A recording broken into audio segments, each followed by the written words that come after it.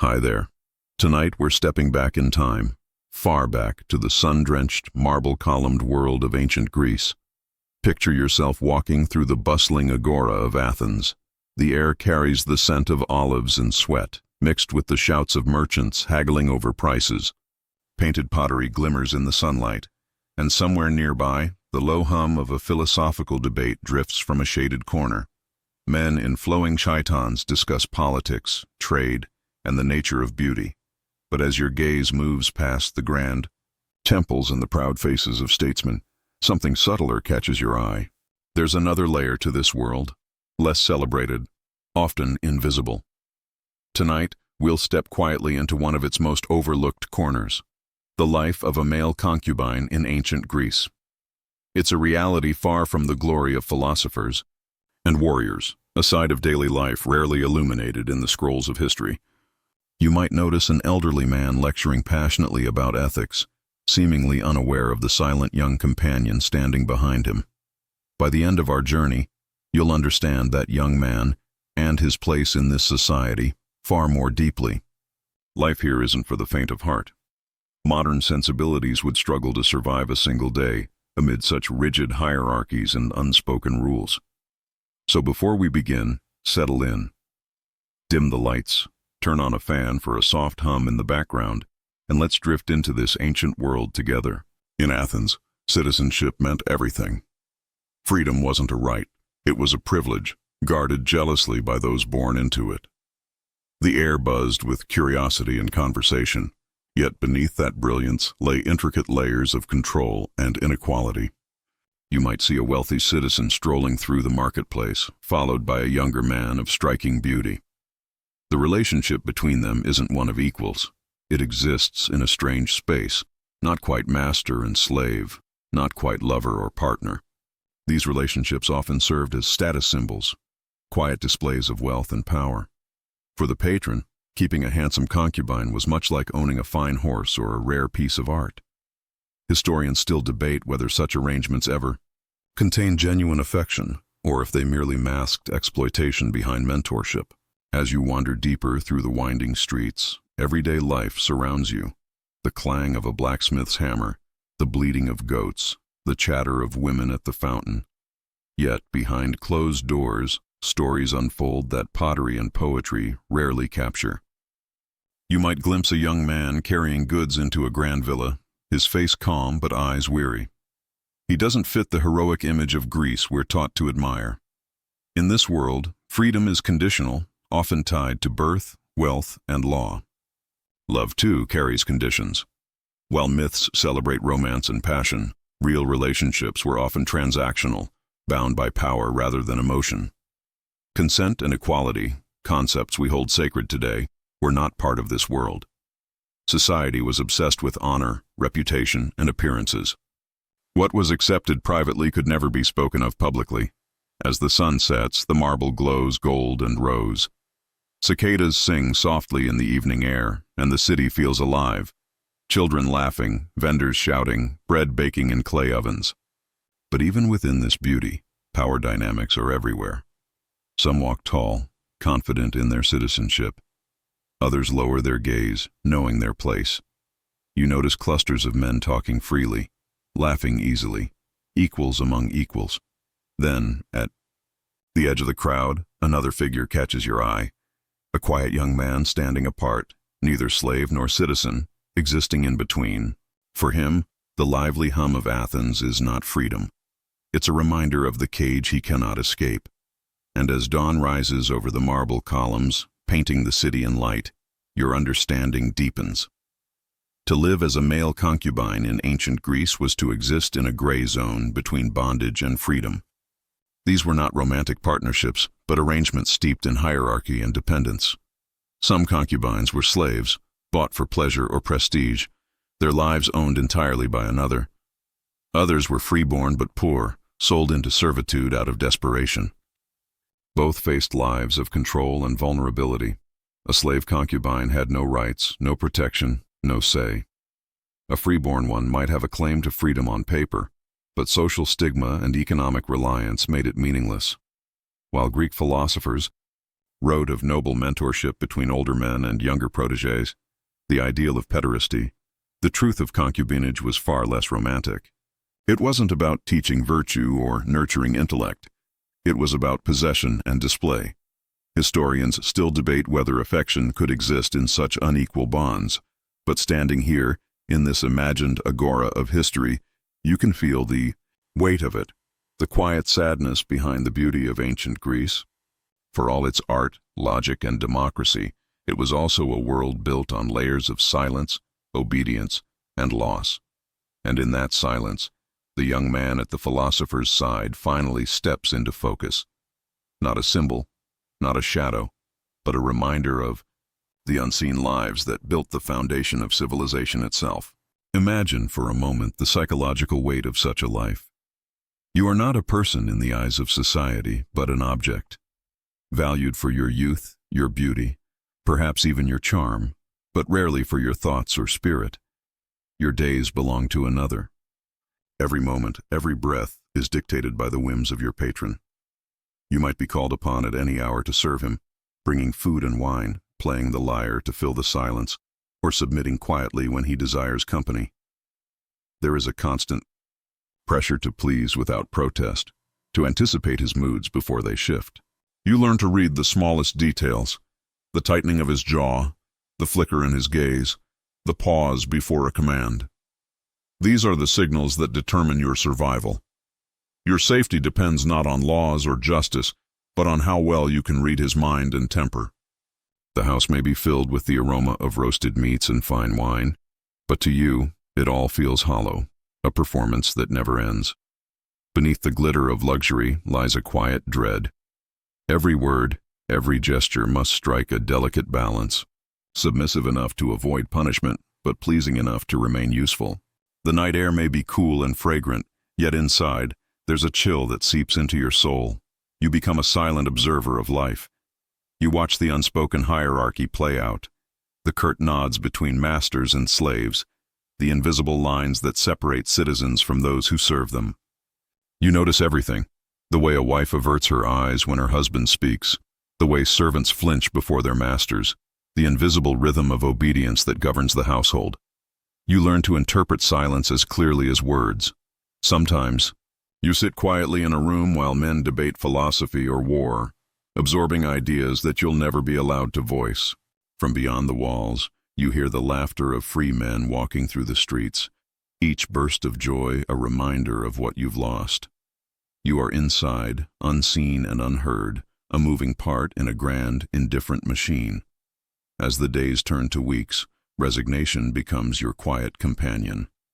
You wake to the morning sun illuminating the marble streets of Athens, and the truth grows undeniable. Your life is not your own. In this world, status defines existence, and yours is among the most fragile. The phrase male concubine may sound exotic to modern ears, but in ancient Greece, it carried a much harsher meaning. These men, often called catamites, were young boys or men forced into submission, valued not for who they were, but for how they looked and obeyed. Some were spoils of war, taken as trophies. Others were children sold by impoverished families desperate to survive. A few were freeborn youths who slipped into this life through debt or coercion. Their stories began differently, but nearly all ended the same way, in captivity and silence. The word catamite itself traces back to Ganymede, the beautiful Trojan prince from Greek myth. Zeus carried him to Olympus to serve as his cupbearer and companion, a tale often painted as divine romance. But behind the gilded myth lies the cruel irony. Human concubines lived a far different fate. The myth of Ganymede made their servitude sound celestial, even noble, when in truth it was built on exploitation and power. If you could step into that role, the shock would be profound. Perhaps you'd once known a simple home, a mother's laughter, the smell of bread, the warmth of safety. Now all of that is gone, replaced by cold marble floors and whispered commands. You were not chosen for your mind or courage, but for your youth and compliance. Consent was never part of the equation. You were bought, captured, or surrendered to fate.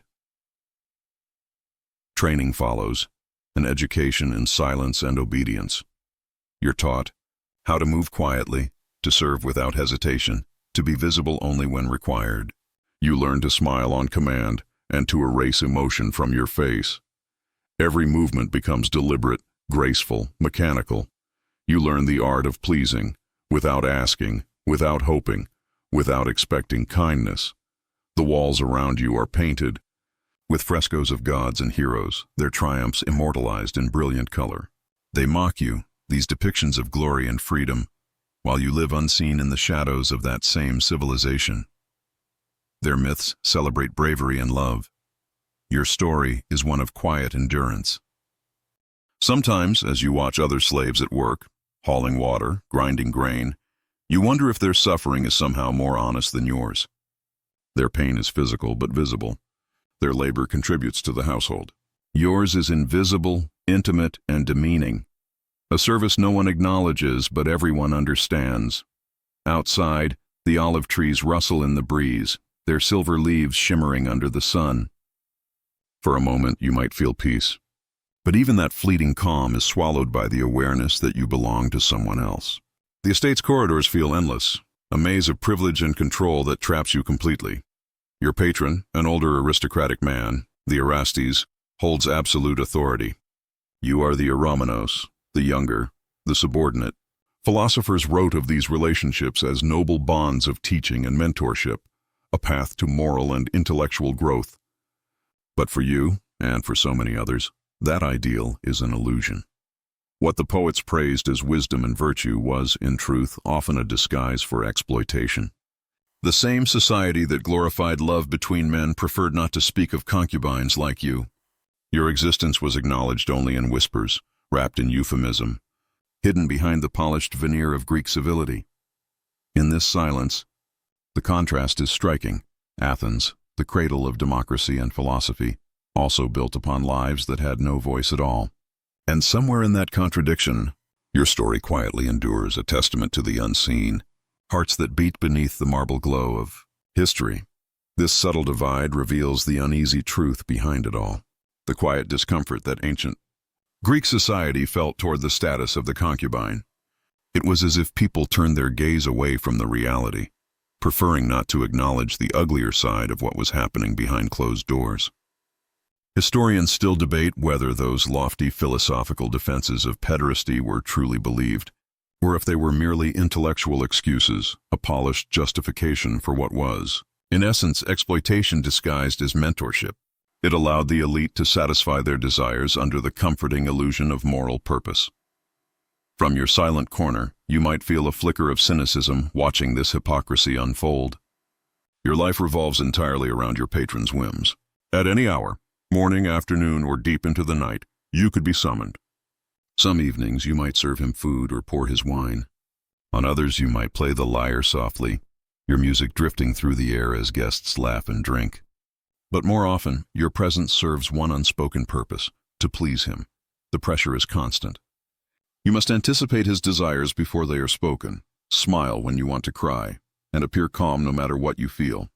A single misstep, a frown at the wrong time, could bring swift punishment. So you study him carefully. The twitch of his jaw, the tone of his voice, the glint of command in his eyes. These become your survival cues. To stay pliable, agreeable, and unthreatening is not a choice. It is your only defense. You learn to silence your emotions. Fear, anger, sadness, all must be buried deep.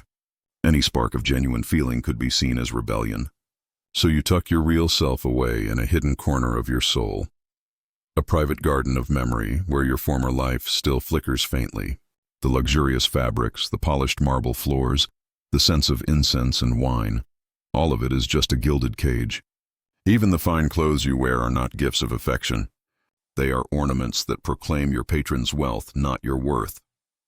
To the outside world, you are a living decoration, a symbol of someone else's power. A flute melody drifts from a nearby courtyard, played by a free citizen enjoying the evening air. The sound is light, unburdened, and in that moment you feel the sting of contrast. His music flows from joy. Yours exists only to entertain. Inside the villa, time stretches and folds into a rhythm dictated entirely by your master. You begin to understand that the notion of mentorship, often praised by philosophers, rarely applies to you. Real education, the kind that shapes the mind, is reserved for free-born boys studying in gymnasiums or under famous teachers. Your lessons are purely practical: how to pour wine gracefully, how to sing without trembling, how to flatter guests with silence and charm. You are trained to function, not to think. Some concubines are taught to play instruments, recite poetry, or dance, not to express themselves, but to amuse the elite. You might spend hours mastering the lyre, your fingertips sore, knowing that no one will applaud your skill. They will only nod at how well you help set the mood at a symposium. Even your art becomes another tool of servitude, another layer of your market value. Your daily life is a strange mix of idleness and sudden demand. Long hours of waiting, still invisible, are broken by moments of urgency when your patron calls. Sometimes he wants you to recline beside him as he reads. Other times, he demands your presence in his private chambers. You have no control, no schedule, no claim to rest. Your body and your time are extensions of his will. You eat what you're given, sleep where you're told, wear what you're handed. Even the smallest pleasures, a moment of quiet thought, a walk through the garden, depend on his permission. The grand villa around you gleams with beauty, mosaics underfoot, sunlight through marble columns, frescoes of gods above. Yet every shimmering detail reminds you that you are not free. You are part of the decor, a breathing, obedient piece of the household display. Outside, laughter echoes through the streets, the carefree laughter of children, of free men and women living lives unshaped by obedience. It's a sound that both comforts and torments you. You make your face a mask, your voice soft, your movements deliberate. You become an expert at erasing yourself, fading quietly into the background of another man's story. As the day wanes, you can feel the weight of society pressing in, the quiet stigma that clings to your role. Even in a culture that celebrated beauty and desire, the passive male role carried deep shame. The elite might keep concubines, but they rarely spoke of them. And though some philosophers wrote elegantly about love between men, they also drew clear boundaries between what was noble and what was degrading. To be a concubine was to live in a twilight world, tolerated, yet despised. You would never be introduced at a civic feast, never stand beside your patron in public, never be acknowledged as anything but a shadow. Even the household slaves who toiled in kitchens or fields might look upon you with a mix of pity and contempt. Their work had purpose, recognized and necessary. Yours, though intimate and secret, was seen as shameful. The whispers of judgment are everywhere, in the way people avert their eyes, in the way conversations pause when you enter a room. No law forbids your existence, yet society itself becomes your prison. You are not a partner. You are not a citizen. You are not even fully a person in their eyes, merely a reflection of someone else's desire, glowing faintly in the dim light of ancient Athens. In your patron's private life, your presence is both expected and restricted. When he entertains guests, you are there, perhaps to pour wine, serve food, or play music softly in the background, yet never to speak as an equal. You exist on the edges of the gathering, part of the setting rather than the conversation. You are a commodity, an extension of his personal desires, not a person with your own standing or identity. That line, between being human and being useful, defines everything. You are constantly aware of your place beneath everyone else. Whenever you leave the house, perhaps running an errand through the busy Athenian streets, you move carefully, shoulders drawn in, eyes low. You try to become invisible. To be noticed is dangerous, for you and for him. A concubine seen too openly brings social embarrassment. The shame is yours to bear, but the scandal, if it spreads, stains your master. The statues that decorate the public squares, the gleaming, idealized bodies of warriors, athletes, and philosophers, mock you silently as you pass. You are none of these things. You are not a citizen, not a free man, not even a name in the city's records. You are his. That awareness seeps into your bones, eating slowly at your sense of worth until only a hollow echo remains. The laughter of the marketplace, the hum of debate, the cries of vendors, and all sound distant, reminding you of a world that thrives just beyond your reach. Over time, the lack of any legal status becomes suffocating. Greece prided itself on its laws and order, yet for someone like you, the law is a void. Citizens had rights. Even certain slaves with specific duties were given limited protections. But a male concubine? You occupied a blank space in the legal code, a person without personhood. If your patron hurt you, there was no magistrate to appeal to, no court to hear your case. You simply endured. In Athens, harming a free citizen could mean exile or even death, but your body was not considered inviolable. It was a possession, a thing belonging to another. Whether this legal silence was deliberate or simply convenient is still debated.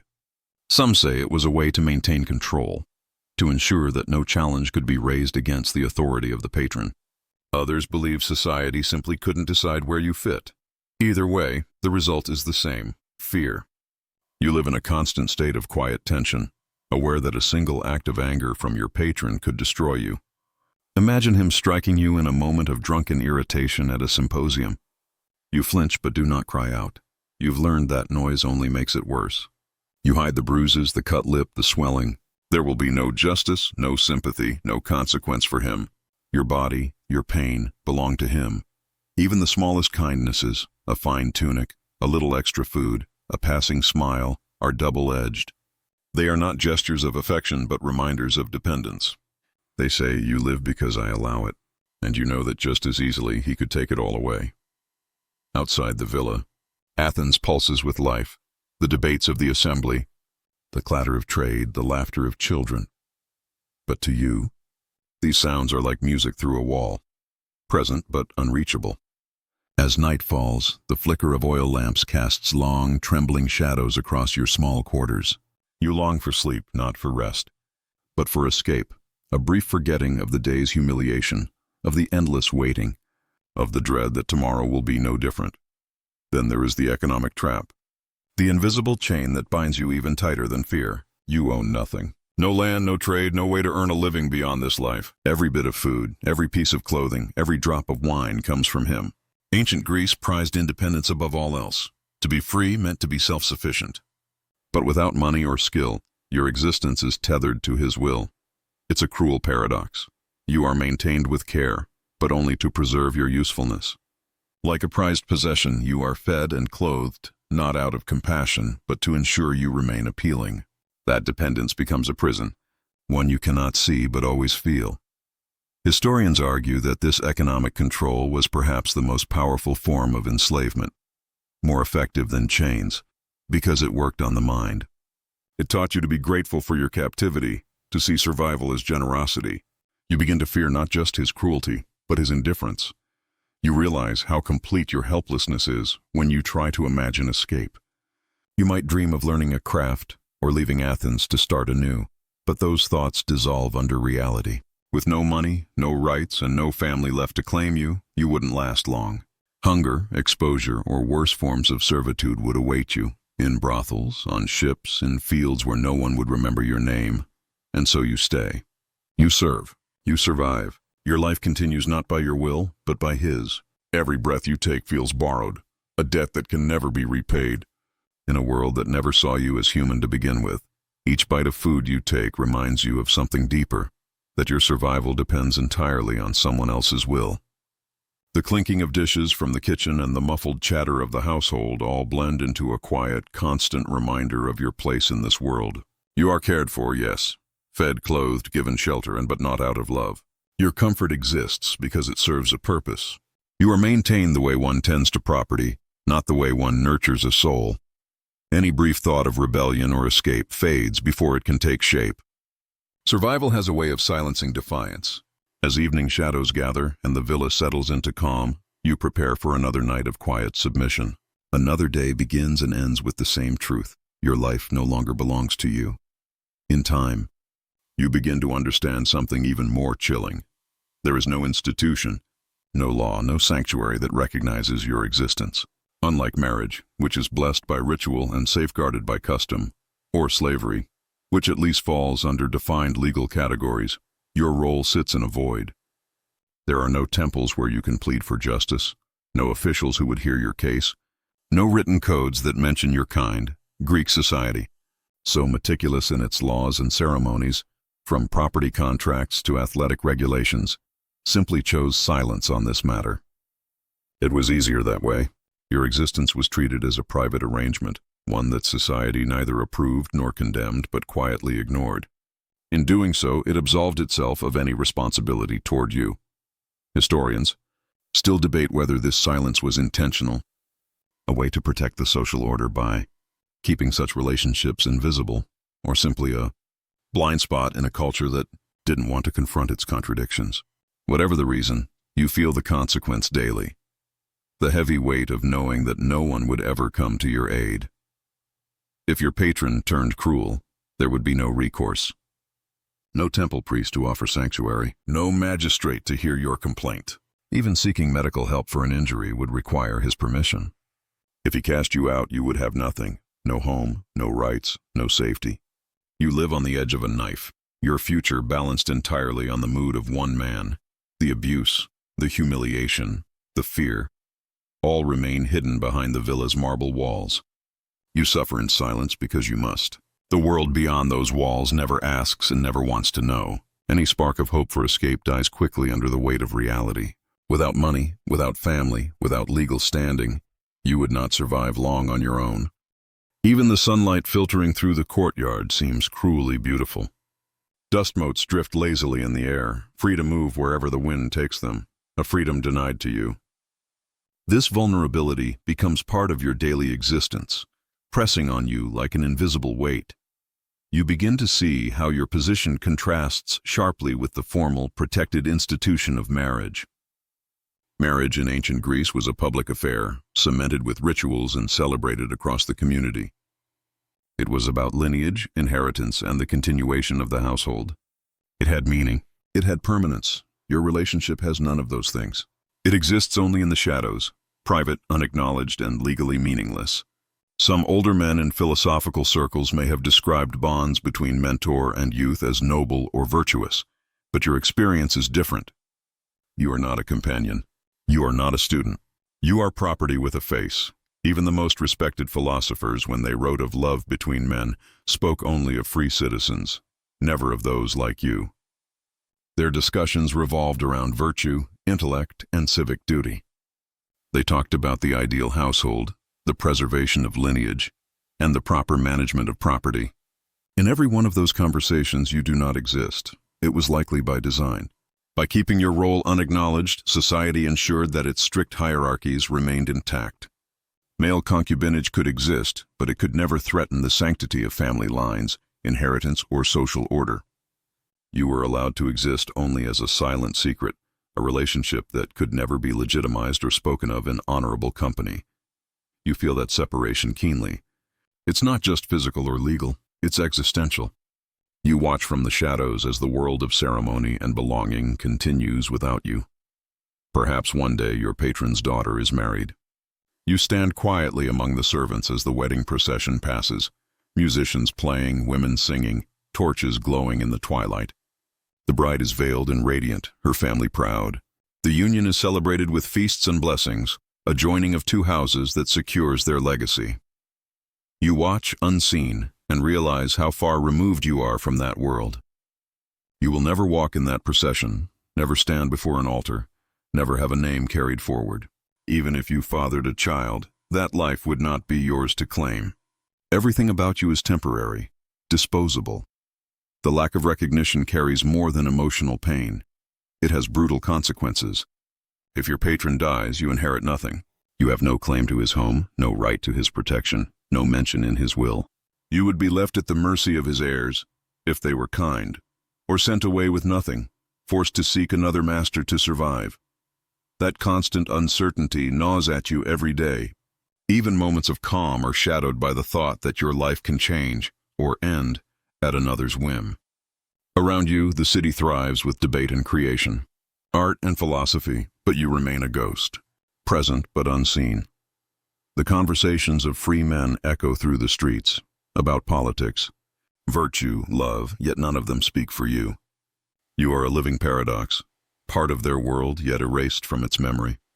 And in that silence, your existence continues, unrecorded, unacknowledged, and unbearably human. You are there, undeniably present, yet every glance that passes over you carries the weight of unspoken judgment.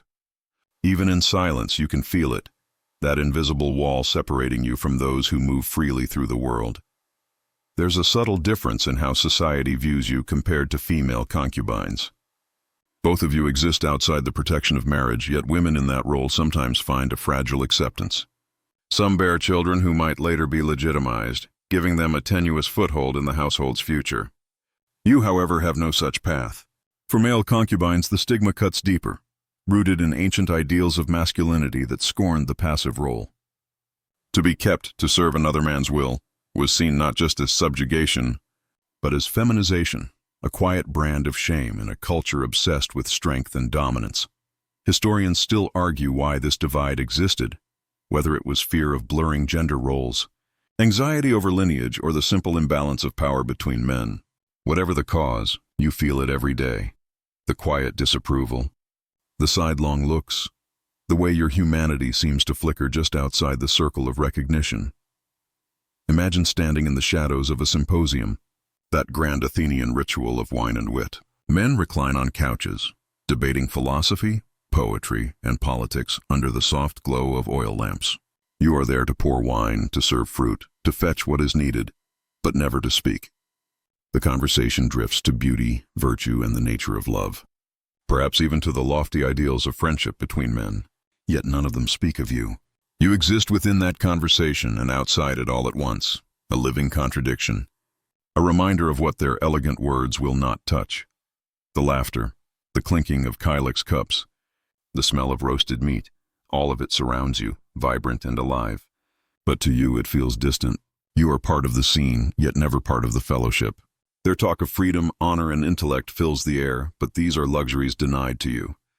You perform your role with practiced grace, masking your thoughts behind polite silence, knowing that any show of emotion could be mistaken for insolence. Over time, you learn the cruel art of performance, to appear serene, grateful, content. You listen to their debates on virtue and self-mastery, while quietly mastering yourself in far more painful ways. You internalize the lesson that your worth lies not in who you are, but in what you provide. As the evening fades, the oil lamps flicker, their light catching on the golden cups and marble walls. Shadows move like ghosts, blurring the boundary between what is celebrated and what is hidden. You stand still in that half-light, a silent reflection of the hypocrisy around you. And when the guests depart, leaving only the hum of crickets and the smell of extinguished lamps, loneliness fills the space. In this world, emotional connection is a forbidden luxury. Love, real, mutual, human love, does not fit within the walls of your reality. The ideals of companionship that philosophers praise do not extend to you. Your feelings are irrelevant, your desires an inconvenience. You learn to bury them, deep enough that even you begin to forget how they felt. Some philosophers preached that true wisdom meant mastering one's passions. Your patron, taught to prize reason over empathy, may see his restraint as virtue. But for you, it becomes another layer of isolation, a cold intellectual distance that turns your life into something mechanical, something less than human. There are nights when he sits reading by lamplight, and you, standing nearby, refill his cup or adjust his cushion. You might ache for a moment of warmth, a kind word, a shared glance, something that acknowledges your existence beyond service. But you know better. Even tenderness, if misread, could be dangerous. You school your face into stillness, your heart into silence. Hope, you've learned, is the most dangerous indulgence of all. This emotional starvation leaves deep scars, unseen, but enduring. The villa may be filled with beauty, painted frescoes, carved statues, rich fabrics, yet all of it feels hollow. The food, the wine, the comforts, they sustain your body but starve your soul. Every sound, every scent, becomes a reminder of a world that praises reason and beauty while ignoring compassion.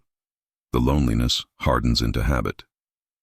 You grow skilled at survival, not through rebellion, but through quiet endurance.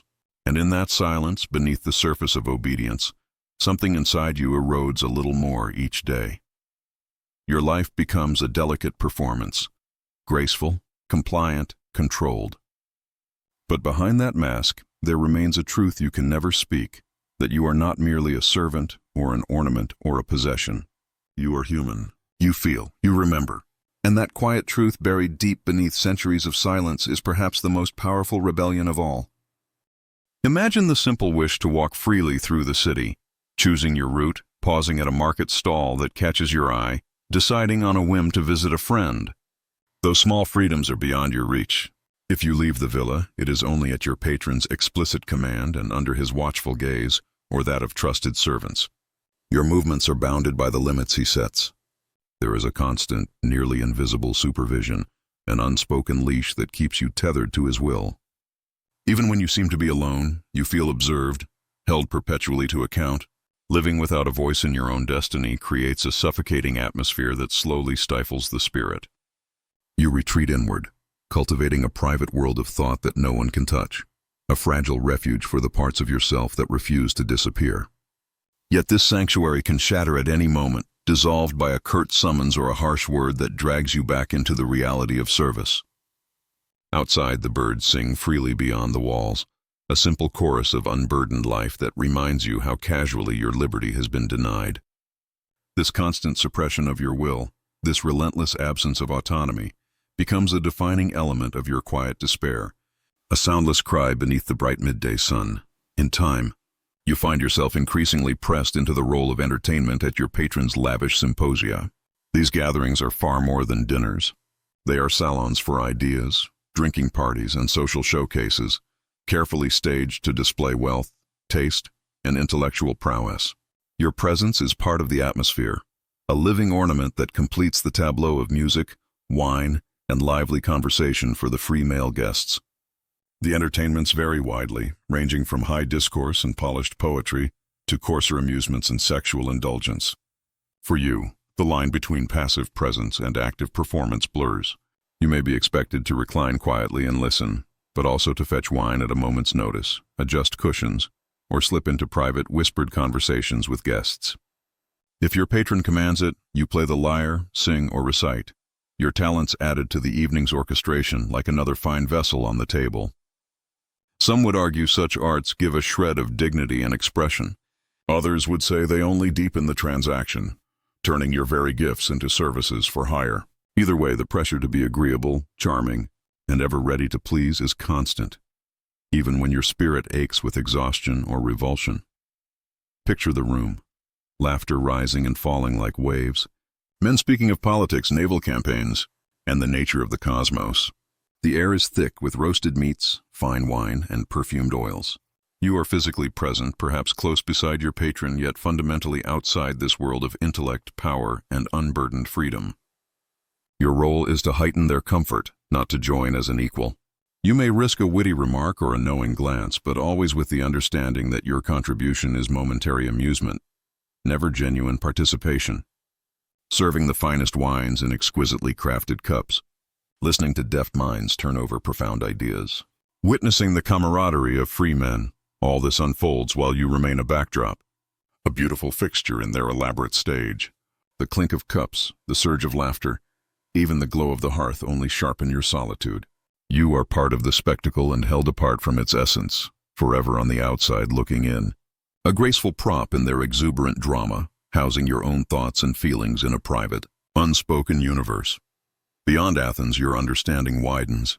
The Greek world is a mosaic of fiercely independent city-states, each with its own customs. Sparta, renowned for its iron discipline, viewed certain male bonds with a stark pragmatism. There, relationships between older warriors and younger boys were encouraged as a way to build loyalty and martial excellence, framed as rigorous mentorship fused with training, tactics, and the strict codes of Spartan citizenship. Desire was subordinated to the collective good, or so the ideal claimed. Whether this genuinely transcended individual impulse or merely justified a particular social order is still debated. In such a culture, a youth's beauty might be harnessed to public virtue, soldierly cohesion and civic strength, rather than private display. The contrast with Athens is striking. Athenian laws and attitudes tended to be stricter and more condemning in public, particularly regarding acts deemed unsuitable for free citizens, especially if a free man took the passive role. Such distinctions created a precarious existence for someone like you. What might be tolerated or even valorized in one polis could be shamed and punished in another. In Thebes, too, whispers tell of the sacred band, pairs of lovers fighting side by side, another vision of male bonds in service to the state. Your very definition can shift with a border crossing, proof that there is no single Greek way of life, only a patchwork of rules that bind and unbind you depending on where you stand. Beneath the serene image of marble temples and measured debate lies a grimmer reality. Sexual assault and forced intercourse were pervasive, carried out with impunity by those who wielded power. Where the body of a free citizen was protected as a matter of honor and standing, violations punished harshly, your body lay outside the shelter of the law. You occupied a legal blind spot, your consent irrelevant, your body treated as a consumable resource. Whether this was an intentional mechanism to preserve elite power or the natural outcome of a society that refused to recognize you as fully human, the effect was the same. Nights of fear and humiliation blur together. Summons to a chamber, exposure before guests, demands dressed as duties. Refusal invites pain.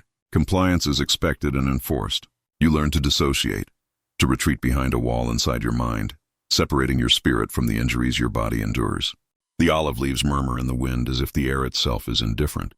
The monuments to reason and justice ring hollow when weighed against your lived experience. The wound is not only on the skin, it settles deep within, coloring how you see yourself in the world. Despite all this, you notice the unsettling fluidity of status that wealth can buy. Life for someone in bondage is not uniform. A powerful patron can, at times, offer material comfort and a measure of safety that a poorer one cannot. The fundamentals do not change, you remain unfree, but the texture of captivity differs with the size of the purse and the reach of a name. A generous household might grant finer clothing and better food, even a small private room precious for the privacy it affords. Reputation can serve as a shield, discouraging outsiders from interference, whether such comforts arise from benevolence, possessiveness, or simply a lavish nature that extends to all one's possessions. The result is palpable. Captivity with cushions is still captivity, but it does not bruise in the same places. Imagine serving in the home of a truly prominent Athenian, statesman, celebrated general, or famed philosopher with estates spread across the land. Frescoes of myths and heroics adorn the walls. Gardens bloom with herbs and flowers, their scents drifting through colonnades. The food at symposia is the finest that trade can bring. Your tunics are of better weave. A modest trinket might rest at your throat, not as your honor, but as your patron's. Your days involve fewer heavy tasks, fetching scrolls, preparing a bath, attending to his personal and intellectual routines. You might travel at his side to other cities or colonies, seeing places others in your condition only imagine. Yet even then, every privilege is on loan. The comfort, the finery, the journeys, they all return to the same truth. You belong to him. Your world expands only as far as his shadow reaches, and when it withdraws, the horizon contracts with it. However comfortable it may seem, this is still a gilded cage. Ease does not equal freedom, and comfort is not the same as dignity. Whatever security you enjoy rests entirely on your patron's favor and fortune. A change in politics, a failed venture, a shift in his affections, any of it could sweep your life clean in an instant. The gentle splash of water in the courtyard fountain, once soothing, now marks the fragility of your place. You know your ease reflects his wealth, not your standing. It was granted without your say, and can be taken away just as quickly. Even luxury carries its own anxiety, a constant low thrum of fear that you might be discarded and left with nothing. Moving through the household in the city, you keep encountering the idealized language of pederasty, a formal, citizen-centered model praised by philosophers like Plato and Xenophon. In theory, it was a bond between an older free man, the Erastes, and a younger free boy, the Eromenos, aimed at shaping character, teaching civic virtue, and preparing future leaders. Desire might be admitted, but the official emphasis lay on moral education and public good. Your reality could not be farther from that picture. Whatever mentorship you receive is mostly instruction in service. Your excellence is measured in obedience, appearance, and the ease with which you anticipate another's will, not in intellect or virtue. Perhaps the ideal inspired some to genuine guidance. Perhaps it also became a convenient rhetoric, a polished veneer that softened, even excused arrangements built on power and dependence. You feel the sting of that mismatch every time lofty words drift past you while your own life remains stubbornly transactional. Imagine standing at a symposium while men speak of love leading the soul to wisdom, of beauty as a mirror of the good, of a promising youth, someone's son, destined for honor in the polis. You pour their wine, invisible at the edge of their praise, and the irony settles over you like fine dust. Your bond resembles their descriptions only on the surface. There is no plan to make you a citizen, no schooling for public life. You are consumed, your youth, your body, your compliance supporting another's status, without any promise of future or name. The room's music and laughter separate into two streams, the bright river of free men talking about ideals, and the quiet undertow of your service, hidden just beneath the current. Beyond these ideals lies the practical theater of appearance. Unlike admired free youths, whose beauty is their own, your presentation is curated, every thread and scent selected to display your patron's taste. Where citizens favor modest, functional dress, you may be set in softer, brighter fabrics, hair arranged, skin oiled, a light perfume catching the air. Choices that mark you as ornament and mark you off from free men. Each detail serves a purpose, to please, to impress, to distinguish you from those with rights. You stand under lamplight in a finely woven chiton, aware of careful glances and quiet appraisals. The mirror shows a crafted image. Behind the eyes, resignation. Even the care of your body, bathing, oiling, preserving a youthful gloss becomes a task in your objectification. For a free man, beauty might lead to marriage, household, legacy. For you, it extends your servitude, keeping you desirable, never sovereign. The control of your appearance reveals a deeper truth. Nothing about you is fully your own. Every aspect, down to the cut of your hair and the scent on your skin, serves another's projection of power. The murmurs and laughter that once felt far away now press close, an atmosphere where your body is constantly displayed and silently measured. This is not style but strategy. The more immaculate the surface, the more thoroughly you are kept. There is, too, a darker edge to this world, the figure of the poor delicatus, the delicate boy. These were children taken young, groomed from early years for service and pleasure, their very existence a stark proof of wealth's reach and of people reduced to property. How widespread this was, scholars still debate, but the record does not flinch from its presence among the very rich. You might see a boy even younger than you, moving with fragile obedience, his innocence thinning by the day. Imagine the wound that forms when a childhood is replaced with expectation and control. A life raised entirely to please another will bends the sense of self until boundaries blur and agency withers. In such cases, dependence becomes absolute, economic, emotional, and existential, and attachment itself can twist into a survival reflex. Even when privilege softens the edges, finer clothes, better food, a small private room, the bars remain. The comforts are real, but so is the contingency. A generous household can cushion the fall, but cannot remove the drop. Travel by your patron's side, attend his readings, place scrolls into his hands. You may see distant coasts and hear the talk of empires. Yet every step in sight is on loan, every vista framed by another man's shadow. What looks like horizon is often just the edge of his reach. The villa's beauty, its marble floors, its fountains, its frescoes, was meant to impress visitors, but for those trapped within, it was a golden cage. Every column and mosaic whispered captivity. The laughter of free children in the streets beyond the walls only deepened the ache for a youth stolen too soon, a reminder that innocence could be gilded, but never returned. Within these ornate walls, darker practices lurked. Among the most chilling was castration, a method of control and mutilation inflicted upon some male servants or concubines. It wasn't universal, but its existence hung like a shadow over every enslaved body. The purpose was cruelly pragmatic, to preserve youth, ensure docility, and remove any threat of lineage that might disturb inheritance or status. It was an act of possession taken to its extreme, a physical rewriting of a person into property. In some courts, especially under Persian influence, eunuchs could rise to trusted positions. Their power built on the same foundation that destroyed them. They were seen as loyal because they could pose no threat, bound entirely to their masters by dependence and irretrievable loss.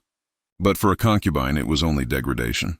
The act stripped away manhood, identity, and any chance of self-determination. You might see one of them, an older eunuch moving quietly through the halls, his voice soft, his eyes distant, a living reminder of how absolute power can reshape flesh and soul alike. To live under that threat was to understand fear in its purest form. The body itself could be unmade to fit another's desire, Even the cold marble beneath your feet seemed to echo that truth. Each step a reminder that your autonomy existed only at another's whim. It was the ultimate commodification, a human being reduced to form and function, a tool molded to meet its master's need. And yet in the midst of such horror, laws began to emerge, not to protect the powerless, but to preserve the honor of free men. Athenian statutes punished citizens who dishonored themselves by taking a submissive sexual role, stripping them of civic rights. These laws spoke of virtue, moderation, and self-control, but only for those with the privilege of citizenship. They did nothing for you. The exploited were not defended. They were defined out of existence. You might overhear your patron and his peers discussing such cases, debating whether a man who had submitted should lose his right to speak in the assembly. Their outrage would be for the purity of their class, not the suffering of the humiliated. Meanwhile, your own silence, your daily endurance, would never be seen as moral or meaningful. It would not even be noticed. The injustice is a quiet, systemic cruelty. The laws protect the exploiters, not the exploited. You exist within their order, but never within their justice. The debates of the assembly drift through open windows as distant echoes, voices shaping a world that excludes you entirely. You are not a participant in law, but its justification, and so humiliation becomes your constant companion, not loud, but subtle, woven into every glance and gesture. A citizen averts his eyes. A matron's lips tighten as you pass. Even other slaves, with fixed labor and clear function, may look at you with mingled pity and disdain. Their contempt stings all the more because it's wordless. You are neither worker nor equal, neither free nor fully enslaved, a blurred figure that society prefers not to see. It is not the whips or commands that break you most, but the unspoken shame. You learn to walk behind your patron in the agora, your eyes lowered, your steps measured, your presence subdued. Whispers follow you like shadows. You are tolerated but never respected. Every smile, every movement becomes an act of concealment, a mask to hide the corrosion of self-worth beneath. In this world, humiliation is not an event. It is an atmosphere, an invisible weight pressing down day after day, until even the idea of dignity feels like a distant memory. The villa's luxury, its polished marble, its frescoed walls, its cooling fountains, exists to dazzle guests. Yet for those kept inside, it becomes a glittering reminder of captivity. The distant laughter of free children, unburdened by rules that bind your every step, cuts straight through the heart. Their easy innocence stands against your heavy quiet, and the contrast stings. Here, humiliation settles into the soul, not as a single moment, but as a constant undertone, an identity you carry with each breath. And beneath it all lies a truth even harder to bear. Escape is almost impossible. You are not only hemmed in by doors and guards, you are caught in a web of laws, debts, and customs that tightens with every attempt to move. Unlike certain enslaved people who might rarely gain freedom through manumission, there is no clear path for someone like you. Even slipping away under cover of night would only open into a maze. No family to receive you, no papers to protect you, no coin to buy a day's safety. The countryside and the ports promise anonymity, but without money or allies, anonymity quickly becomes starvation. Worse, any passerby might seize you, and your former patron could reclaim you as easily as lost property. The fear of recapture, and of the punishment that would follow, binds more effectively than iron. So the dream of running fades. You imagine the road at night, the murmuring travelers, the flicker of a campfire somewhere beyond the olive groves. For them the world is wide. For you it is a wall. And when hope only leads to sharper pain, you learn to keep it small. The celebrated ideal of self-rule, the pride of Athenian citizens, becomes a bitter joke at your expense. You train yourself to stop reaching for it. You grow still. You endure. Over time, the weight of daily diminishment takes on a new shape: shame. Not the loud shame of public disgrace, but a quiet poison that seeps inward and settles. You begin to see yourself through the narrowed eyes of others, to believe the lie that your very existence is dishonorable. And the terrible part is how easily the body learns this lesson. Your voice softens. Your glance drops. You step aside before you are told. You temper every instinct until the person you once were feels distant, like a figure glimpsed in a dream. This self-policing is its own prison. Perhaps it wards off some pain. If you make yourself smaller, there is less to strike. But it also grants the system its deepest victory. your complicity in your own silencing. One day you catch your reflection in a polished bronze mirror or a calm basin. You don't see a full life with its own longings and gifts. You see a vessel, a pleasing surface that belongs to someone else. The features that once seemed hopeful now look like tools of your confinement. Even the idea that you could want something purely your own grows faint, almost embarrassing to admit. In that loneliness you cannot speak of the turmoil. Gratitude is expected. Obedience is assumed. To confess what you feel would be to risk punishment, or to be told you are mad. So you carry it alone while the warm sun moves over the rooftops and the hills beyond the city gleam in afternoon light. The world is beautiful, but it reaches you as if through thick glass. You become a ghost in your own life, present in body, dimmer in spirit. Centuries pass. The once solid order begins to shift under the weight of new ideas. Christianity spreads, slowly at first, unevenly, and never free from its own contradictions. But its teachings introduce a different moral lens, a stress on spiritual equality, on the worth of each soul, and a stricter standard for sexual conduct. These doctrines do not end exploitation overnight, nor do they always protect the vulnerable in practice. But they challenge the old justifications. What was once accepted with a shrug begins to look like sin. Condemnation gathers around concubinage, male and female alike, and practices that hid in the gaps of law are pushed toward disrepute. Change comes from other directions too. As the Roman world fractures and reforms, great households dependent on slavery weaken, economies decentralize, and the structure of labor shifts. In time, the grand arrangements that enabled concubinage become less common. Ideas about family, inheritance, and the individual evolve. Historians still debate whether religion, economics, or social sensibility mattered most. Perhaps it was all of them together. What matters is that the old order loosens its grip. Imagine a future in which keeping a man as a concubine is no longer quietly tolerated, but openly condemned, punished by law and shunned by custom. Words like catamite survive only as artifacts, footnotes with the taste of injustice on the tongue. The villas fall silent or find new purposes. The corridors that held so many secrets echo with different footsteps. You may not live to see that day, but the knowledge that such change will come offers a thin, stubborn comfort. There is a world in which your fate would be unthinkable. When time has carried Greece into legend, what remains of this story? Pain, certainly. Exploitation and the profound diminishment of a person into a role. It stands as a stark counterpoint to the celebrated brilliance of the age. The silence that once hid your life lingers in the record. The evidence is scattered and indirect, painted vases, fragments of verse, courtroom speeches that hint more than they say. Because history did not write you down, your voice is reconstructed from the margins, and that too is an injustice. If you could speak across centuries, what would you say? That the worst wound was not only the bruise or the fear, but the steady denial of consent and self. That law praised freedom while carving out exceptions for cruelty. That philosophy sang of virtue, but grew quiet at the thresholds of certain rooms.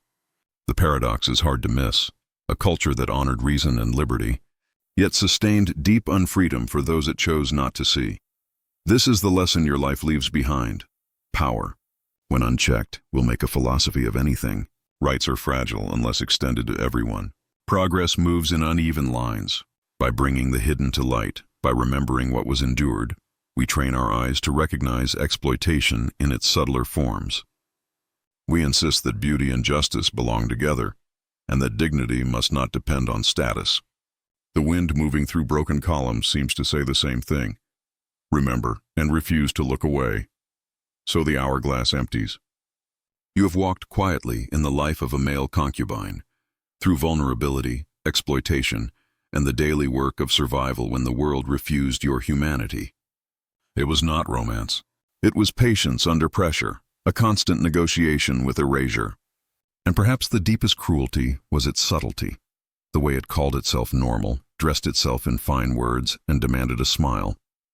Those who write history still wrestle with the complexity of that silence. Your story, finally spoken, reshapes the light in which we see the ancient world, and reminds us to guard, fiercely, the human worth of those whom any age is tempted to forget. This final passage closes the narrative on a note of clarity and moral reflection. It steps back from the lived horror to ask the essential how. How could a society that built democracy, philosophy, And art also normalized the ownership of human beings? Here's what your section beautifully conveys and could be reinforced for impact. The paradox of ancient Greece lies in its duality. The same civilization that debated virtue and reason could justify practices that erased human agency. Understanding this contradiction forces us to see how fragile dignity becomes when power goes unchecked, and when societies decide that some lives matter less. In this silence, you can almost hear the rhythm of endurance, not open rebellion, but the quiet persistence to survive another day. Each breath, each act of composure, each fleeting moment of private thought is a victory. These small, unseen resistances speak to the resilience of the human spirit even under systemic degradation. The wind through olive groves, the murmur of the Aegean, they no longer carry only the sounds of beauty, but also the echoes of those unrecorded lives. Every whisper is a story of endurance, a fragment of humanity refusing to disappear. In the end, the legacy of male concubinage is not only one of suffering but also a profound warning. It reminds us that when societies celebrate intellect but ignore empathy, they plant the seeds of cruelty. The grandeur of Greece stands forever paired with its shadow, the cost borne by the voiceless. To remember this is not to tarnish its greatness, but to deepen our understanding of it. By facing the uncomfortable truth, we affirm the importance of vigilance, of ensuring that dignity and agency belong to all, not just to the privileged few. The sun sets over the ancient world, casting long shadows across the marble ruins. In that stillness lies both mourning and resolve, a plea that history's forgotten voices never fade again. Understood. I'm ready to continue the story in an engaging, historically grounded way, expanding it by approximately 3,000 words without concluding it. Let me begin. The Secret Life of Men in Ancient Greece. Sleepy History Story. Continued. The olive grove outside the villa shimmered in the midday heat, its silver-green leaves trembling under a relentless sun. From his perch on a low stone bench near the garden's edge, Lycos watched the branches sway, his bare feet brushing against the cool dust beneath him. For a moment the world narrowed to that simple motion, the rustle of leaves, the distant cry of a hawk, the scent of time crushed underfoot. It was a rare pocket of stillness in a life governed by command and expectation. Lycos was not his real name. He had been given it by his patron, Nicandros, a wealthy Athenian whose estates stretched from the slopes of Hymettus to the coastal villages near Piraeus. Lycos, meaning wolf, though there was nothing fierce about him now. Once perhaps there had been. But that boy had been folded away, tucked into the quiet corners of memory where he could no longer cause trouble. Nicandros had chosen the name for its poetic contrast, a wild creature tamed, a predator made docile. He liked such metaphors. They made his possession feel like cultivation, his control like care. Lycos shifted slightly, careful not to crease the fine linen chiton Nicandros had insisted he wear today. It was the color of dawn, pale gold edged with Tyrian purple, and far too delicate for the rough stone beneath him. But to protest would be to invite correction. Better to sit still, to let the fabric drape just so, to appear as though this finery belonged to him. A servant passed by with a basket of figs, eyes averted. Even the slaves knew better than to meet his gaze for too long. To them, Lycos was neither comrade nor master. He was something else entirely, a liminal figure, neither fully human nor wholly object, but suspended in the uneasy space between. He heard footsteps before he saw him, still brooding among the trees. Nicandros's voice was smooth, amused. He appeared from the colonnade, his sandals clicking against the mosaic path. He carried a scroll loosely in one hand and a cup of diluted wine in the other. At 50, his hair was silvered but thick, his posture still commanding. His eyes, dark and sharp, missed nothing. Lycos rose immediately, smoothing his chiton. "I was waiting for your summons, master." Nicandros smiled, though it didn't reach his eyes. "You always are." He stepped closer, setting the cup down on a nearby table carved from Parian marble. "I've been reading Plato again. The Symposium. You remember it?" Lycos nodded. He had been present the last time Nicandros hosted a symposium on that very text. He'd poured wine for the guests, refilled cups with trembling hands while the men debated whether love was a divine madness or a ladder to wisdom. One of them had reached for him afterward, his fingers lingering too long on Lycos's wrist. Nicandros had said nothing. That was the worst part, when his silence became permission. Socrates argues that love should elevate the soul, Nicandros mused, unrolling the scroll just enough to reveal a passage. That the lover, through admiration of the beloved's beauty, is drawn toward virtue, toward truth. He glanced at Lycos. Do you think that's true? The question hung in the air, heavy with implication. Lycos knew better than to answer honestly. I wouldn't know, master. I am not a philosopher, Nicandros chuckled softly. No, you are something far more useful.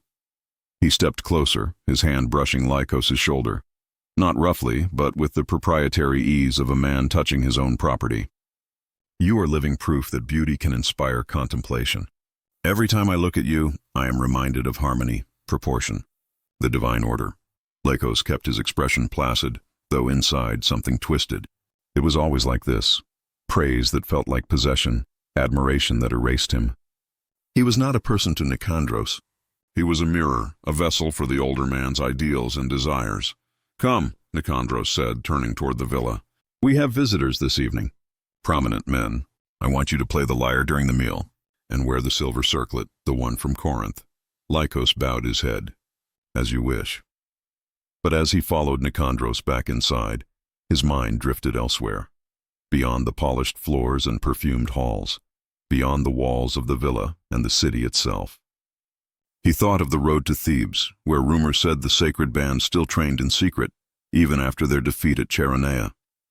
He thought of the ports, where foreign sailors spoke of lands where men like him might disappear into the crowd and never be found. He thought of escape, not for the first time. But this time the thought lingered longer, took root. Because something had changed. 2 nights ago, while fetching wine for Nicandros's private study, Lycos had overheard a conversation through the half-open door. Nicandros was speaking with a visiting magistrate, someone from the Boule, the Council of 500. They were discussing political unrest, whispers of conspiracy among the poorer citizens, fears of Macedonian spies in the city. And then, almost casually, the magistrate had said, Your household remains secure, I trust? Even with certain vulnerabilities. Nicandros had laughed. My boy is loyal and discreet, but the magistrate had pressed on. Discretion won't protect you if the mood turns. There are factions in the Agora calling for a purge of corrupting influences. They name names, Nicandros. Yours among them. Lycos had frozen in the corridor, the wine jug heavy in his hands. He hadn't dared breathe. Now, walking behind Nicandros through the sunlit halls, he replayed those words. Certain vulnerabilities, corrupting influences, yours among them. For the first time, Lycos saw not just his own fragility, but Nicandros's. His patron was powerful, yes. But Athens was a city of shifting tides. One day you were a respected statesman. The next, an exile branded with atimia, stripped of rights and property. And if Nicandros fell, what then?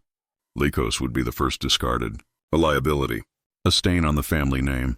That night, as he prepared for the symposium, Lycos moved with mechanical precision, bathing in scented oils, combing his hair until it gleamed, fastening the silver circlet around his brow.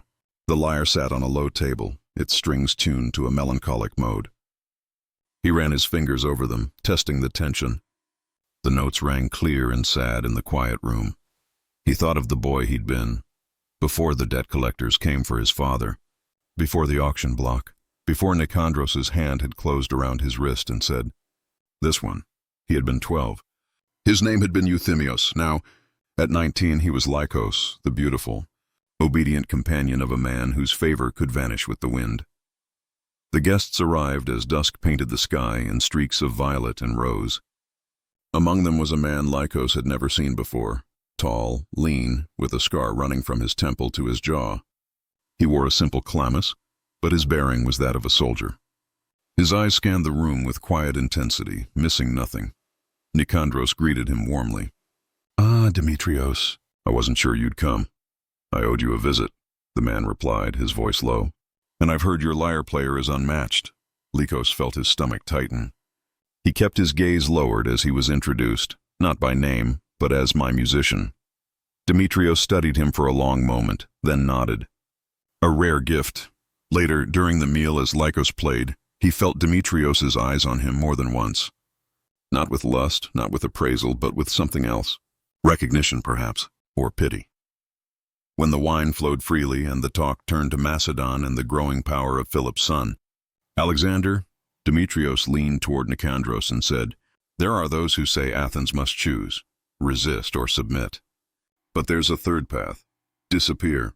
Nicandros frowned. "Exile is no path for a man of standing." "Not exile," Demetrios said quietly. "Reinvention." Lycos, still playing, caught the exchange. His fingers faltered for a single note, just one, but no one seemed to notice. After the guests departed, Nicandros was thoughtful, almost distant. He dismissed Lycos with a wave. "Go. Rest. Tomorrow we ride to the estate near Eleusis." Lycos bowed and retreated to his small chamber, a room with a narrow bed, a wash basin, and a single window overlooking the courtyard. It was more than most slaves had, but it was still a cell. He lay awake long into the night, listening to the crickets and the distant lap of the fountain. And then, a soft tap at his door. He sat up, heart pounding. The door opened just enough for a figure to slip inside. Demetrios. Lycos scrambled to his feet, fear and confusion warring within him. You shouldn't be here." Demetrios held up a hand. "I mean you no harm." He stepped into the moonlight filtering through the window. "I knew a boy once, in Corinth, sold into a house much like this. He didn't survive the first year." Lycos said nothing. "I see that same look in your eyes," Demetrios continued. "The one that says you're already halfway gone. What do you want?" Lycos whispered. "I want to offer you a choice," Demetrios said. "There's a ship leaving Piraeus in 3 nights, bound for Rhodes. From there you can go anywhere. Egypt, Sicily, even as far as Massalia. No one will ask your name. No one will care who owned you." Lycos's breath caught. "Why would you do this?" "Because someone once offered me the same," Demetrios said simply. "And I took it. But Nicandros is in danger," Demetrios cut in. "More than he knows. The men who came tonight, they weren't just friends. They were testing his loyalties. If he's marked as pro-Macedonian, and he is, his days are numbered. And when they come for him, they'll burn everything he owns, including you." Lycos sank onto the edge of the bed, his mind racing. Escape had always been a dream, a fantasy to soothe the ache of captivity. But this was real, tangible, terrifying. "What would I do in Rhodes?" he asked, voice barely audible. "Whatever you want," Demetrios said. "Work a ship. Tend a vineyard. Play your lyre in a tavern, or vanish into the hills and never look back. The point is, it would be your life." He placed a small pouch on the bed. "Enough drachmae to get you aboard and fed for a week. Meet me at the harbor of Zea, near the temple of Artemis. Midnight, 3 nights from now." He turned to leave, then paused. "One more thing. If you stay and Nicandros falls, they won't just sell you. They'll brand you, or worse. In times of fear, men like you become symbols of everything they claim to hate." The door closed softly behind him. Lycos stared at the pouch, his hands trembling. Outside, an owl called, a low, mournful sound that seemed to echo the choice before him. Stay and risk everything when the storm broke. Or run and face the unknown with nothing but a borrowed name and a handful of coins. He thought of Euthimios, the boy who loved to climb olive trees and sing songs his mother taught him. That boy was still there, buried deep, maybe not dead, just waiting. The next morning, Lycos served Nicandros breakfast as usual, fresh bread, olives, honeyed figs. He moved with his usual grace, his face a mask of calm. But inside, a new current ran beneath his skin, not just fear, but possibility. Nicandros noticed nothing. Or perhaps he chose not to. As the sun climbed higher, Lycos walked through the villa's gardens, memorizing every path, every gate, every guard's routine. He noted where the keys were kept, which servants could be trusted, none, and which alley led to the lower city unseen. He began to plan, not just escape, but survival, because if he left, he would never come back. And if he stayed, he might not live to see another spring. That evening, as he tuned his lyre for another performance, Lycos made his decision. He would go, not because he was brave, though perhaps courage was just another name for desperation, but because even a caged bird, if given a single open window, will try to fly. And somewhere beyond the marble walls of Athens, the wind was calling his real name. The Secret Life of Men in Ancient Greece. Sleepy History Story. Continued. Dawn came softly over Athens, spilling golden light across the rooftops and marble courtyards. The city stirred. Bakers pulled loaves from clay ovens, merchants unrolled their awnings, and slaves swept dust from colonnaded walkways. But inside Nicandros's villa, silence still clung to the air like dew on olive leaves. Lycos had not slept. He sat cross-legged on his narrow bed, the small pouch Demetrios had given him resting in his lap. He hadn't opened it again, not since last night, but he didn't need to. He knew its weight, knew what it meant: possibility, danger, freedom. Outside, a rooster crowed. Somewhere in the villa, a servant dropped a bronze basin with a clang that echoed through the halls like an alarm. Lycos flinched but did not move.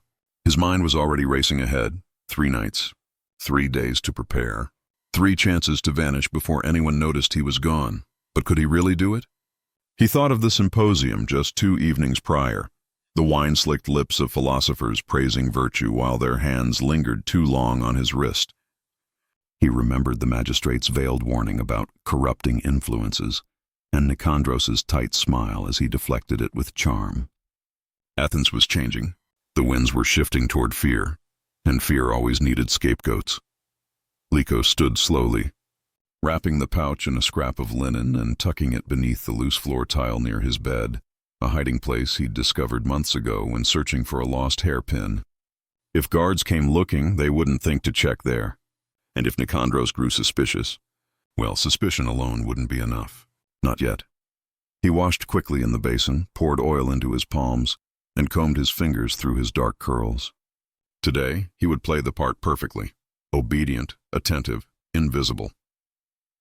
By the time he entered the main hall, Nicandros was already seated at breakfast, reading a letter sealed with red wax. His brow furrowed as he read, then smoothed as Lycos approached. "Ah, there you are," Nicandros said without looking up. "Bring me more honeyed figs, and tell the steward I want the chariot prepared by midday. We're visiting the estate near Eleusis." "Yes, master," Lycos murmured, retreating to the kitchen with practiced grace. As he walked, his eyes scanned the villa's layout, the gate near the olive press, the alley behind the stables that led down to the lower city, the guard who always napped after lunch. Every detail mattered now. Every routine, every habit, every weakness in the household's rhythm could become a thread in his escape. At midday, they set out in the chariot, Nicandros reclining under a linen canopy, Lycos seated beside the driver, back straight, gaze forward. The road to Eleusis wound through sun-baked hills dotted with cypress trees and crumbling shrines. Dust rose in soft clouds behind them, coating Lykos's sandals and chiton. He said nothing during the ride. Nicandros spoke only once, to comment on the late barley harvest. But Lycos felt the older man's eyes on him more than once, measuring perhaps, wondering. At the estate things were quieter. Fewer servants, fewer eyes. The house sat nestled between vineyards and a grove of pomegranate trees heavy with fruit. It was here, years ago, that Nicandros had first brought Lycos after purchasing him from the Corinthian trader. Lycos remembered the terror of those early days, the unfamiliar smells, the echoing silence of the guest chamber, the way Nicandros had touched his cheek and called him a rare bloom. Now, returning felt like stepping into a ghost. That evening, after dinner, Nicandros summoned him to the library, a small room lined with scrolls and smelling faintly of cedar oil. "Play something for me," he said, gesturing to the lyre resting on a stand. Something soothing. Lycos obeyed, his fingers moving automatically over the strings. He chose a melody in the Hypodorian mode, calm, restrained, melancholic. As he played, Nicandros watched him, his expression unreadable. "You've been quiet lately," Nicandros said after a while. "I'm always quiet." "Master, but not distant." Nicandros leaned forward, elbows on his knees. "You've been elsewhere." Lykos's fingers faltered for half a beat before recovering. "I'm here as always." Nicandros smiled faintly. "Good, because I need you close these next few weeks." "Things are uncertain in the city." Lycos nodded, heart pounding. He knows something's coming. I've arranged for you to stay here for a time, Nicandros continued. Just until the assembly settles its debates. Better to be away from the noise. Lycos froze. Stay here? That wasn't part of the plan. If he was trapped in the countryside, how would he reach Piraeus in 3 nights? But to the symposia? He ventured carefully. Your guests expect music. They'll manage, Nicandros said dismissively.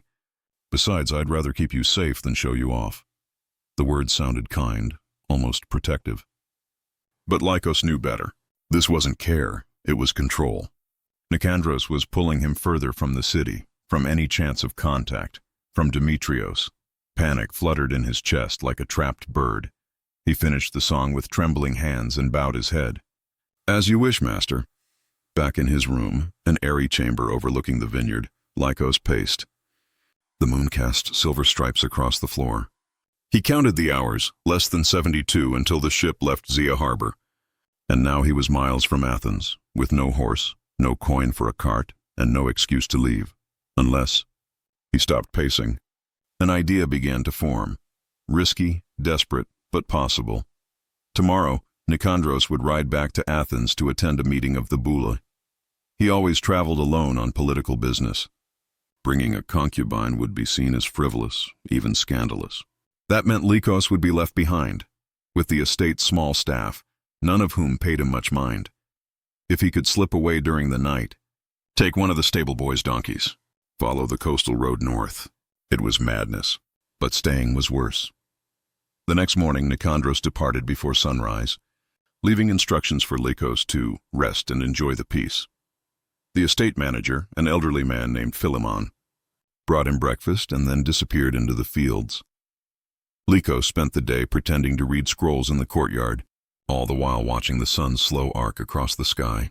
He memorized the guards' rounds. There was only one, and he rarely left the front gate, noted where the kitchen boy stored spare sandals, and slipped a water skin and a loaf of bread into his satchel when no one was looking. At dusk, he bathed and changed into a plain wool tunic. Nothing fine, nothing that would draw attention.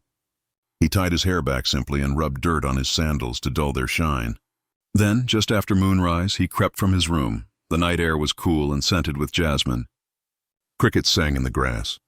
Lycos moved like a shadow along the garden wall, avoiding the main path. At the stables, he found the donkey he'd marked earlier. Small, sturdy, used for hauling firewood.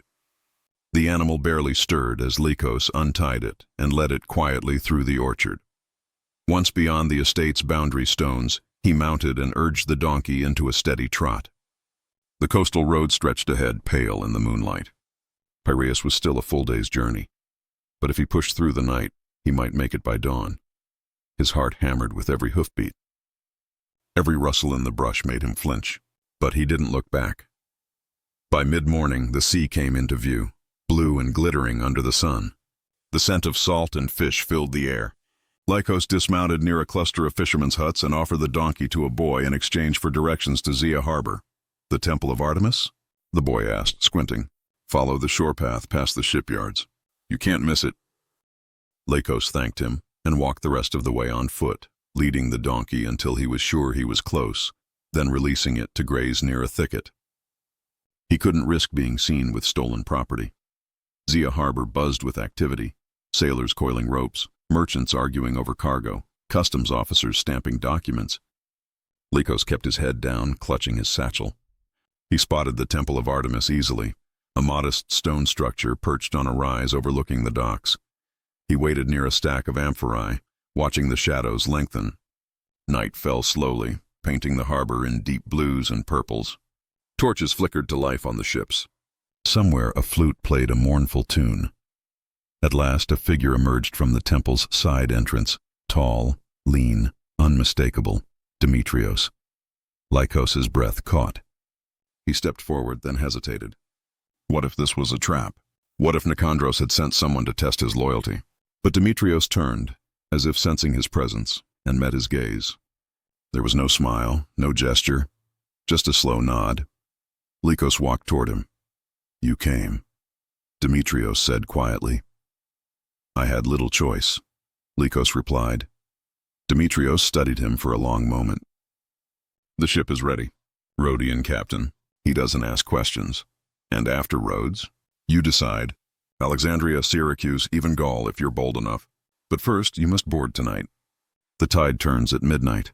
They move through the maze of docks, past moored triremes and merchant galleys. The ship Demetrios led him to was smaller than most, sleek with a single mast and oars lashed to the sides. A lantern glowed faintly on the deck. "This is it," Demetrios said, stopping at the gangplank. "Once you step aboard, there's no turning back. Nicandros will hunt you. The law may not protect you, but his influence runs deep." Lycos looked at the ship. Then at the city behind him, Athens, glowing faintly in the distance, its temples and towers silhouetted against the stars. That city had shaped him, broken him, owned him. And yet, it was also the only home he'd known since boyhood. He thought of Euthemios, the name he'd buried so deep he almost forgot it himself. Would that boy recognize him now? Would he approve? "I'm ready," Lycos said. Demetrios handed him a small bundle. New clothes, a knife, and a letter of passage under a different name, Lysander of Miletus. "Use it wisely." Lycos took it, fingers brushing the rough parchment. "Why are you doing this?" Demetrios's expression softened, just slightly. "Because once someone saw me not as property but as a person, and that changed everything." Before Lycos could respond, a shout rang out from the far end of the dock. "Hey! You there, stop!" Both men turned. Two figures in Athenian livery were striding toward them, torches raised. Demetrios cursed under his breath. "They're faster than I expected. Nicandros?" Lycos whispered. "Or his agents. Either way, they won't let you go easily. What do I do?" "Run now!" Lycos didn't hesitate. He sprinted up the gangplank as shouts erupted behind him. On deck, a grizzled sailor grabbed his arm. "You the one for Rhodes?" "Yes, go, please go." The sailor barked orders in a language Lycos didn't understand. Ropes were cut. Oars splashed into the water. The ship began to pull away from the dock just as the guards reached the gangplank. One of them lunged, grabbing the edge of Lycos's tunic.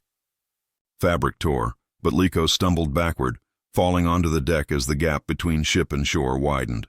From the dock, the guard shouted, "You'll regret this, catamite." "Athens won't forget your betrayal." Lycos didn't answer. He lay there gasping as the harbor lights receded and the open sea stretched before him. Demetrios stood on the dock, watching. Their eyes met for one last moment. Then he turned and vanished into the night. The wind picked up, filling the sail. The ship cut through the waves, carrying Lycos farther from everything he'd ever known. But as the coast faded into darkness, a new question rose in his mind, one heavier than fear, sharper than hope. Who will I become now? And somewhere beyond the horizon, the answer waited, unwritten, unwitnessed, but finally, gloriously, his own. The Secret Life of Men in Ancient Greece. Sleepy History Story continued. The sea air bit at Lycos's skin as the Rhodian ship carved a path through the moonlit waves.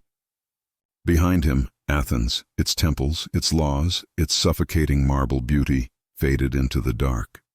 Ahead, only open water and the uncertain promise of a new name, Lysander of Miletus. The alias felt foreign on his tongue, like a borrowed garment too large at the shoulders. But it was his now, stitched together from desperation and Demetrios's quiet mercy. He stood at the prow, wrapped in a coarse wool cloak the captain had tossed him, watching the wake churn white behind the hull. His hand still trembled, not from cold, but from the aftershock of escape. He had done it. He had crossed the threshold from possession to personhood, however fragile that claim might be. Yet freedom, he quickly learned, was not a destination. It was a condition, one that demanded constant vigilance. The ship's crew spoke little to him. They were a mix of Rhodians, Cretans, and one grizzled Egyptian who navigated by the stars. None asked his story. None cared. To them, he was just another fare-paying passenger with haunted eyes and fine hands unaccustomed to rope burns. That anonymity at first felt like a gift. No one expected him to pour wine or smile on command. No one watched his every breath for signs of displeasure. But by the third day at sea, the silence began to press in. Without the rigid structure of the villa, the predictable rhythms of service, the coded glances, the unspoken rules, Lycos found himself adrift in a different kind of emptiness. Who was he without Nicandros' shadow defining his edges? Without the role of Eromenos, however degrading, what remained? He tried to fill the void with small tasks. He helped coil lines, though his fingers fumbled. He fetched water for the cook, though his steps were hesitant. Each act felt like rehearsal for a life he didn't yet know how to live. At night he dreamed of the villa, not of its cruelty, but of its certainty. In his dreams, he walked the colonnades knowing exactly where to step, when to speak, when to vanish. Waking was a jolt back into uncertainty. On the 5th day, land appeared, a smudge of green and white on the horizon. Rhodes. The harbor of Rhodes was nothing like Piraeus. Here the air smelled of cedar resin and saffron. Phoenician traders bartered in guttural tongues beside Greek merchants haggling over Tyrian purple. Slaves unloaded amphorae stamped with the seals of Carthage, while freeborn youths practiced archery near the temple of Helios. It was a city of layers, of languages, of possibilities. Lycos disembarked with his satchel and the letter of passage Demetrios had given him. The Rhodian customs officer barely glanced at it before waving him through. "Welcome to Rhodes, Lysander of Miletus," he said flatly, already turning to the next traveler. The name echoed in Lycos's ears. Lysander, not Lycos, not Euthymios. A third self, stitched from lies and hope, he wandered the streets, overwhelmed. Unlike Athens, where every face seemed to carry judgment, Rhodes felt indifferent. People moved with purpose, eyes forward, lives too full to spare a glance for a lone traveler. That indifference was a kind of kindness. By dusk, he found a modest inn near the Agora, a 2-story building with a courtyard shaded by fig trees. The innkeeper, a stout woman with silver-streaked hair and a no-nonsense gaze, took one look at his worn sandals and asked, "How long?" "A week," Lycos said, then added quickly, "Maybe more."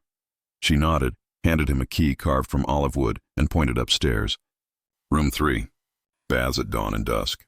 No wine after curfew. He climbed the stairs, his legs aching with exhaustion. The room was small, just a pallet, a stool, and a shuttered window, but it was his. For the first time in years, he closed a door and knew no one would enter without his permission. He sank onto the pallet, the pouch of drachmae heavy in his belt. He counted them carefully, enough for 2 weeks, maybe 3, if he ate little and asked for nothing extra.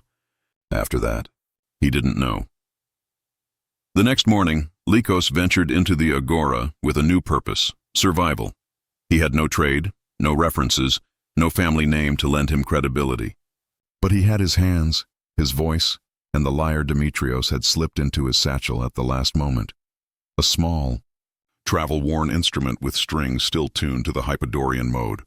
At first, he played quietly in corners of the Agora, near the fountain where women gathered. His music was soft, unobtrusive, a background hum to the clatter of daily life. Few stopped to listen.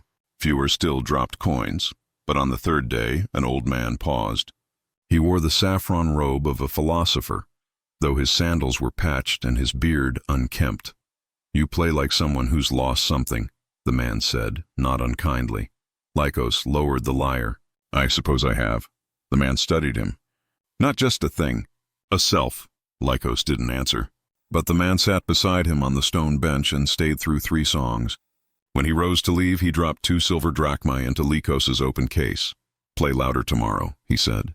"Grief deserves an audience." Encouraged, Lycos began to play near the stoas where merchants and scholars gathered. He chose melodies that carried longing without despair, songs that spoke of journeys, of homecoming, of quiet resilience. Slowly, people began to notice. A wine merchant hired him to play during evening trade negotiations. A pottery workshop owner asked him to entertain customers while they chose vases. He earned just enough to extend his stay at the inn, to buy bread and olives, to replace his torn tunic with a plain but serviceable one. He was no longer invisible. But he was still careful. He avoided symposia. He never lingered near the homes of the wealthy. He kept his hair short, his chiton undyed, his manner unassuming. He was Lysander the musician, nothing more, nothing less. No past, no patron, no promises, yet the past had a way of catching up. One afternoon, as he packed his lyre after a performance near the temple of Athena Lindia, a voice called out from the crowd, "Lycos." His blood turned to ice. He turned slowly. A man stood there, broad-shouldered, sun-browned, wearing the leather armor of a mercenary. His face was unfamiliar at first, then it clicked. Callias, one of Nicandros's household guards, the one who'd once caught him stealing a fig from the kitchen and reported it, earning Lycos a week of silent meals and cold baths. Callias stepped closer, eyes narrowed. I knew it was you. That walk, like you're afraid the ground will vanish beneath you. Lycos forced his voice steady. You're mistaken. My name is Lysander, Callias snorted. Save the lies for someone who hasn't seen you flinch every time Nicandros raised his voice. He glanced around, then lowered his tone. He's offering a reward. 10 minae for your return. Alive. Lycos's stomach dropped. 10 minae was a fortune, enough to buy a small farm. Why tell me? He asked, voice barely above a whisper. Callias shrugged. Maybe I'm not the loyal dog you think I am. Nicandros threw me out after the bull turned on him. Called me expendable. He spat on the ground. Besides, I never liked how he looked at you. Lycos stared at him, unsure whether to believe him. Callias leaned in. There's a ship leaving for Egypt tomorrow. The Isis's favor. Captain's a woman, rare, but she doesn't ask questions. If you're smart, you'll be on it. Then he turned and walked away, melting into the crowd as if he'd never been there. Lycos didn't sleep that night. He packed his few belongings, wrapped the lyre in oiled cloth and counted his coins again. Enough for passage, maybe. But Egypt, it was farther than he'd planned, wilder, more unknown. Yet Rhodes was no longer safe. If Callias had found him, others would too. At dawn, he went to the harbor. The Isis's favor was a sturdy vessel with a red-painted hull and sails stitched with protective sigils. The captain, a woman named Neferet, stood on deck barking orders in a mix of Greek and Egyptian. She was tall, her skin the color of burnt umber, her hair braided with copper beads. When Lycos approached, she eyed him with sharp curiosity. Passage to Alexandria? He asked. 50 drachmae, or trade labor for half. He handed her the coins without hesitation. She raised an eyebrow. You're either desperate or foolish. Both, he admitted. She nodded, as if that explained everything. Be aboard by midday, and bring no trouble. He spent the morning wandering the city one last time, buying dried figs, a water skin, a small knife from a blacksmith. He avoided the agora, the inn, the places where he'd begun to feel safe. Safety, he realized, was an illusion. It could be shattered by a single voice in a crowd. As he walked, he passed a mirror seller's stall. On impulse, he stopped. The polished bronze showed a face he barely recognized. Leaner, older, eyes shadowed but alert. The silver circlet was gone. The fine linen chiton was gone. Even the posture had changed, less bowed, more grounded. For the first time, he saw not a possession, not a shadow, but a man. He bought the mirror. The voyage to Alexandria was longer and rougher than the one to Rhodes. Storms churned the sea for 2 days, and Lycos spent most of it clinging to the rail, retching into the waves. But when the coast of Egypt finally appeared, palm trees swaying against a golden sky, the Pharaoh's lighthouse gleaming in the distance, he felt something stir in his chest. Not hope exactly, but possibility. Alexandria was a city of collisions, Greek and Egyptian, desert and sea, old gods and new ideas. The streets buzzed with scholars from the great library, priests chanting in temples to Serapis, merchants trading papyrus for silk. Here identities were fluid. A man could be many things at once.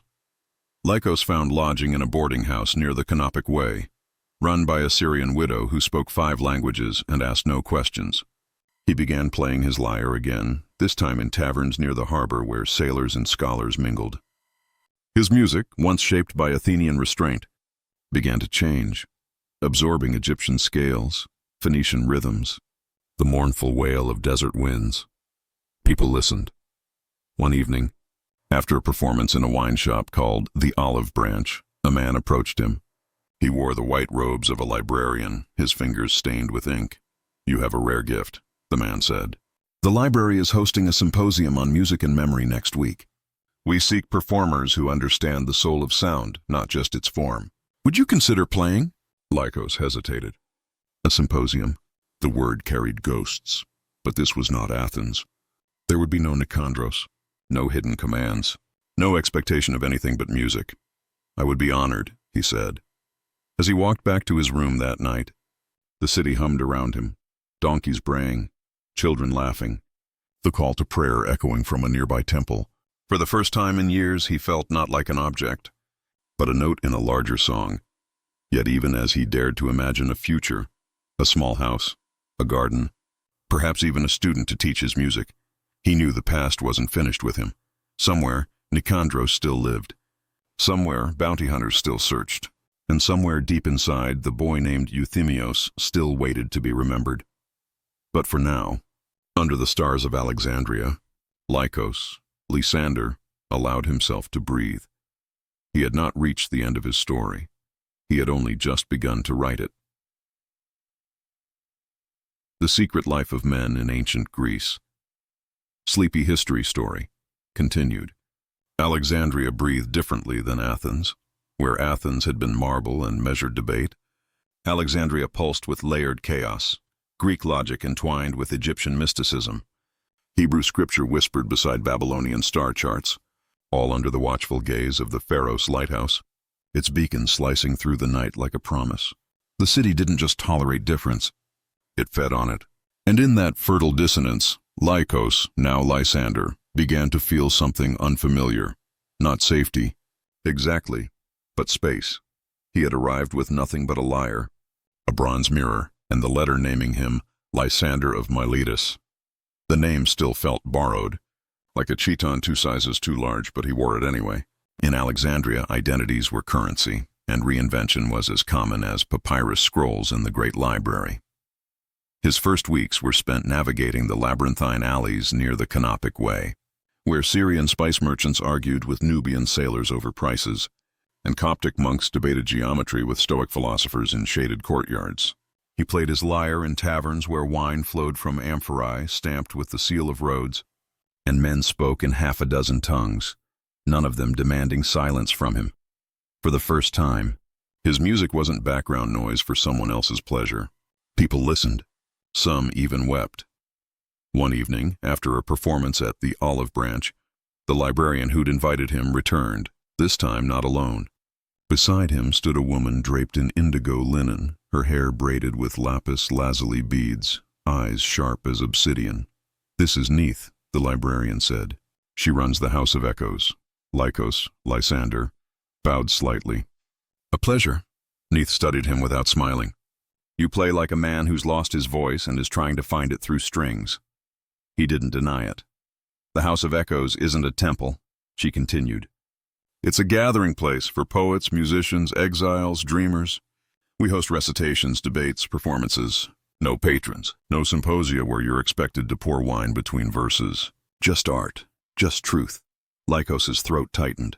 "And you'd have me play there?" "If you can bear to be seen," she said simply. "Not as ornament, not as shadow." "As yourself," he almost laughed. "Myself, which one?" But he nodded. "I'll come." The House of Echoes was tucked behind a courtyard fragrant with jasmine and myrrh. Its walls were lined not with frescoes of gods, but with fragments of poetry scrawled on papyrus, clay tablets, even scraps of sailcloth. A mosaic floor depicted Orpheus not taming beasts, but listening to them, a subtle inversion that made Lycos pause. Here, no one asked about his past. No one called him boy or companion or worse. They called him Lysander, and when he played, they sat in silence so complete he could hear the sea breathing beyond the harbor. He began performing weekly. His repertoire grew, songs from Ionia, Thracian laments. Even an Egyptian hymn to Hathor he'd heard a priestess chant by the Nile. He wove them together into something new, something that carried both grief and defiance. Audiences grew, scholars came. Even a few members of the Mausion, the inner circle of the great library, attended, taking notes as if his music were another text to be preserved. One night, after a particularly raw performance, a piece about a caged bird dreaming of olive groves, Neith approached him. "You speak of Athens," she said quietly. "But you never name it." "I don't need to," he replied. "Everyone knows the cage when they hear it." She nodded. "There's talk in the library. A new project collecting oral histories of the displaced. Not just soldiers or merchants. The unseen, the silenced." She met his gaze. "They want voices like yours." Lycos froze. "I'm not a historian." "No," she agreed. But you're a witness. The offer hung between them, heavy with implication. To speak openly, to name Nicandros, to describe the villa, the symposia, the quiet violence of possession, was dangerous. Even in Alexandria, Athenian influence ran deep.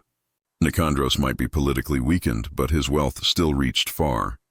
And bounty hunters didn't care about borders, yet. To be recorded, to have his truth etched into something lasting. It was a kind of immortality he'd never dared imagine. I'll think on it, he said. Days passed. He walked the waterfront, watching ships arrive from Sicily, Crete, even distant India. He bought figs from a blind vendor who blessed him in Aramaic. He bathed in the public baths, unafraid to meet other men's eyes. Slowly, the knot of fear in his chest began to loosen.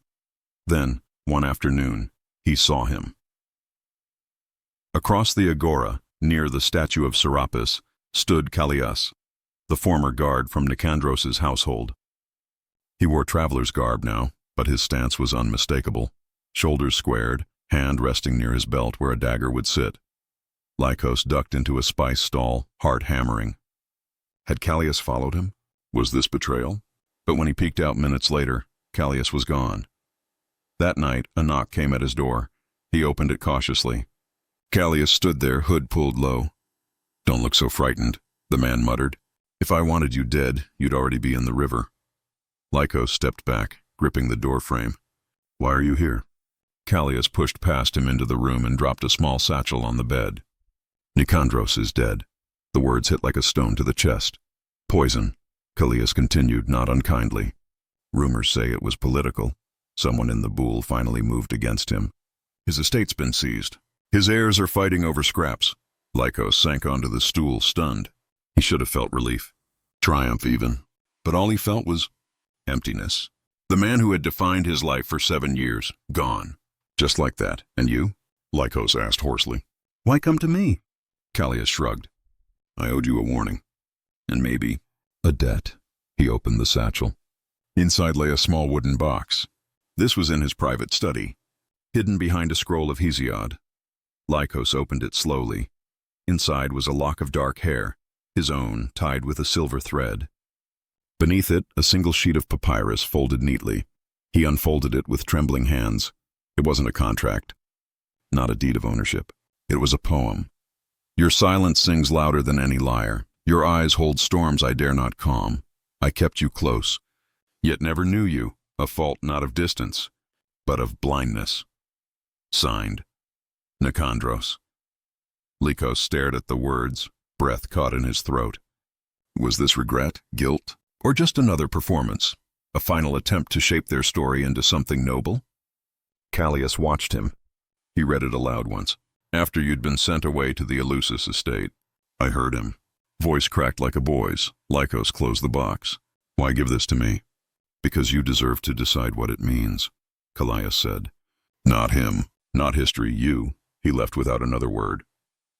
For days Lycos couldn't play. The lyre sat untouched in the corner. The poem haunted him, not because it absolved Nicandros, but because it complicated him. Evil was easier to carry than ambiguity. Hatred was a clean blade. Regret was a slow poison.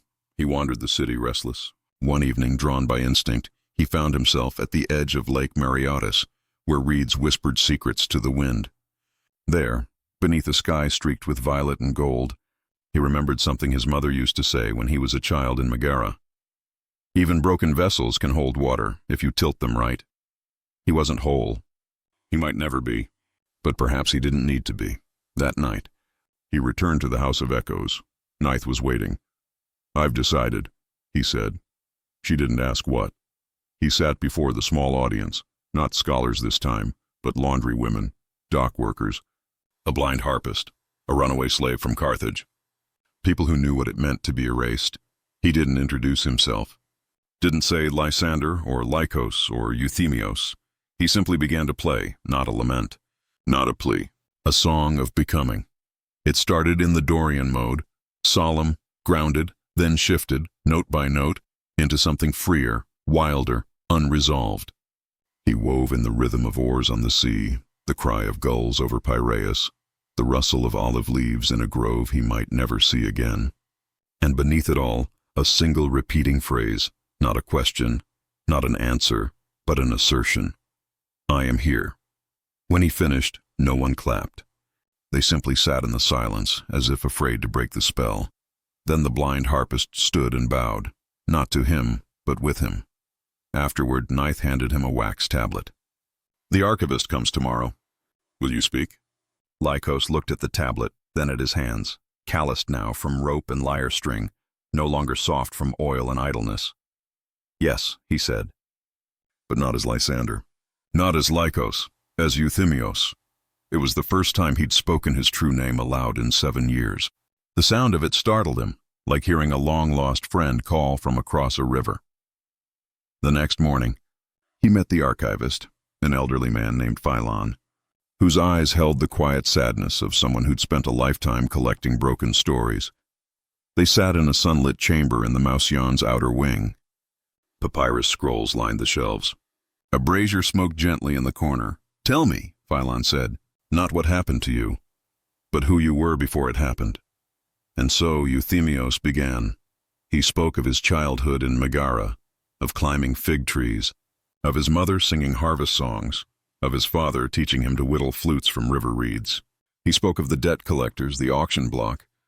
The first time Nicandros touched his wrist and said, "This one has spirit." He described the villa not as a prison, but as a stage, and himself as both actor and audience, watching his own life unfold from behind glass. He spoke of the symposia, the unspoken commands, the nights of dissociation, the constant calculation of survival. But he also spoke of small rebellions, the way he'd memorized every guest's wine preference just to assert control over something, how he'd hidden a shard of pottery under his mattress to carve his real name into the wall each night, how he'd learned philosophy not from lessons, but by listening through doors. I was never just a concubine, he said, voice steady now. I was a boy who became a ghost who is trying every day to become a man again, Philon wrote without looking up. When Euthymios fell silent, the old man capped his reed pen and said, "This will be preserved, not as scandal, not as cautionary tale, as testimony." As Euthymios left the Mausion, the sun was high. He walked toward the harbor, not with the hunched shoulders of a fugitive, but with the open stride of someone who finally owned his direction. At the docks, he paused by a ship unloading cedar wood from Lebanon. A young deckhand, no older than 16, caught his eye. The boy's face was bruised, his tunic torn. He moved like someone who'd recently learned the cost of disobedience. Their gazes held for a moment, long enough for Euthymios to see the flicker of recognition. Not of him, but of what he'd been. Without thinking, Euthymios reached into his pouch and pressed 2 silver drachmae into the boy's palm. "For bread," he said softly, "and hope." The boy stared at the coins, then at him, eyes wide. Euthymios didn't wait for thanks. He turned and walked on toward the House of Echoes, toward the lyre waiting in his room, toward a future still unwritten. Behind him, the city hummed, alive, imperfect, teeming with stories yet to be told.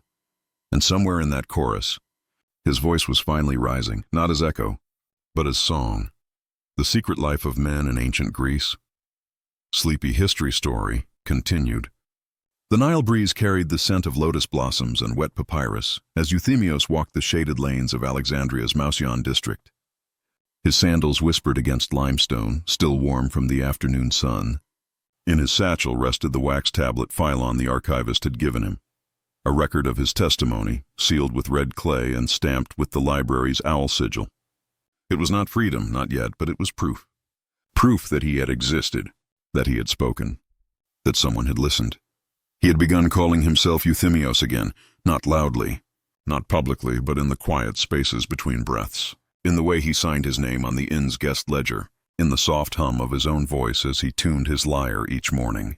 The name felt like a root pushing through cracked earth, fragile but persistent. His days now followed a new rhythm. Mornings were spent at the House of Echoes, where he taught music to children of dock workers and scribes, boys and girls alike, their fingers clumsy but eager on the strings. He showed them how to shape sound into feeling, how a single note could carry longing or joy or defiance. In their eyes, he saw something he hadn't dared hope for: respect. Afternoons belonged to the archives. Philon had invited him to assist in cataloging oral histories, fragments of lives like his, gathered from sailors, exiles, temple servants, and freed slaves. Euthymos listened, transcribed, and sometimes, when the speaker faltered, offered a gentle word or a shared silence. He was no longer just a subject of history. He was becoming its keeper. Yet even in this sanctuary, shadows lingered. One evening, as he returned from the library, he noticed a man loitering near the fig tree outside his lodging. The man wore the plain tunic of a merchant, but his stance was too still, his gaze too fixed. Euthymos slowed, heart quickening. He'd seen that look before, in Athens, in the eyes of Nicandros's informants. He ducked into a nearby spice stall, pretending to examine saffron threads while watching from the corner of his eye. The man didn't follow, but he didn't leave either. That night, Euthymos barred his door and placed his knife beneath his pillow. Sleep came in fragments, haunted by dreams of marble corridors and whispered commands. The next morning, he sought out Neith. "They're watching me," he said quietly, over mint tea in the courtyard of the House of Echoes. She didn't look surprised. Athens has long arms. Even in death, Nicandros casts a shadow. His heirs, Euthymos guessed. "They must think I stole something. Or know something. Or both," Neith replied. "Wealthy men like him always leave secrets in their wake. Letters, ledgers, lovers' names. You were close. They'll assume you took more than your freedom." Euthymos clenched his jaw. "I took nothing but my name." "Names can be dangerous," she said softly. "Especially when they contradict the official story." She leaned forward. "There's a ship leaving for Cyrene in 3 days. The Desert Star. Captain's a Berber woman named Tala. She trades in olive oil and scrolls, and she's known to carry people the world would rather forget." Euthymos stared into his tea. "Again? Run again?" "Not running," Neith corrected. "Choosing. There's a difference." He thought of the children at the House of Echoes, of Philon's quiet trust, of the wax tablet bearing his truth. Alexandria had given him space to breathe, to remember, to speak. Leaving felt like betrayal, but staying might mean silence once more. That afternoon, he visited the harbor. The Desert Star was smaller than the Rhodian vessel that had carried him from Piraeus, lean, swift, its hull painted with symbols of Tanit, the Carthaginian goddess of protection. Captain Tala stood on deck, arms crossed, watching her crew load amphorae stamped with Libyan seals. She was younger than he expected, with sharp eyes and braided hair threaded with shells. "You're the musician," she said when he approached. "Neith spoke of you. I'm considering passage," he said. "To Cyrene?" "Yes," she studied him. "Why?" He hesitated. Then, "Because I'm tired of being hunted for existing." Tala nodded slowly. "Cyrene is old. Older than Athens. It was founded by Greeks, yes, but it learned from the Libyans, the Egyptians, the desert tribes. There, a man can be more than one thing. A poet can be a farmer. A concubine can become a teacher. A ghost can learn to cast a shadow." Euthymos felt something loosen in his chest. 50 drachmae, she said. "Or play for the crew on the voyage. We've been at sea too long. Our souls are dry." "I'll play," he said. "Good. Be aboard by dawn. And bring no lies with you. The sea smells falsehood before land does." He spent his last days in Alexandria preparing, not just packing, but saying silent goodbyes. He left a note for Philon, thanking him for listening. He gifted his best lyre to a blind girl who'd learned to mimic his melodies by ear. He stood once more at the edge of Lake Mareotis, watching the reeds bow to the wind, and whispered his mother's name into the air. On the night before departure, he dreamed of Megara. He was a boy again, barefoot in the orchard, chasing fireflies with his brother. The air smelled of thyme and warm earth. His mother called from the doorway, her voice soft with laughter. He turned to answer, and woke with tears on his cheeks. At dawn, he boarded the Desert Star. The ship pulled away from the harbor as the Pharaoh's lighthouse cast its first beam across the water. Alexandria receded, its white buildings glowing like bone in the morning light. Euthymos stood at the rail, lyre in hand, and played a single, sustained note. A farewell, a promise, a question. The voyage was calm at first. The crew, a mix of Berbers, Greeks, and Phoenicians, treated him with quiet curiosity. They asked no questions about his past, only about his music. He played at dusk, songs blending Ionian modes with desert rhythms he'd heard in Alexandria's markets. The sailors listened, some humming along, others closing their eyes as if remembering homes they'd left behind. On the third night, a storm rolled in. The sky blackened. Waves rose like mountains. The ship groaned under the strain. Euthimios clung to the mast, salt stinging his eyes, as Tala barked orders in a language he didn't understand. For hours they fought the sea, hauling lines, bailing water, praying to gods whose names he didn't know. In the chaos, something shifted. He wasn't the concubine anymore. Not the ghost, not the ornament. He was just a man, soaked, terrified, alive, doing what needed to be done. He helped secure a torn sail. He passed water to exhausted crewmen. He sang, not for beauty, but to keep rhythm during the worst of it. A deep, wordless chant that steadied their hands. When dawn broke, the storm had passed. The crew collapsed on the deck, laughing weakly, slapping each other's backs.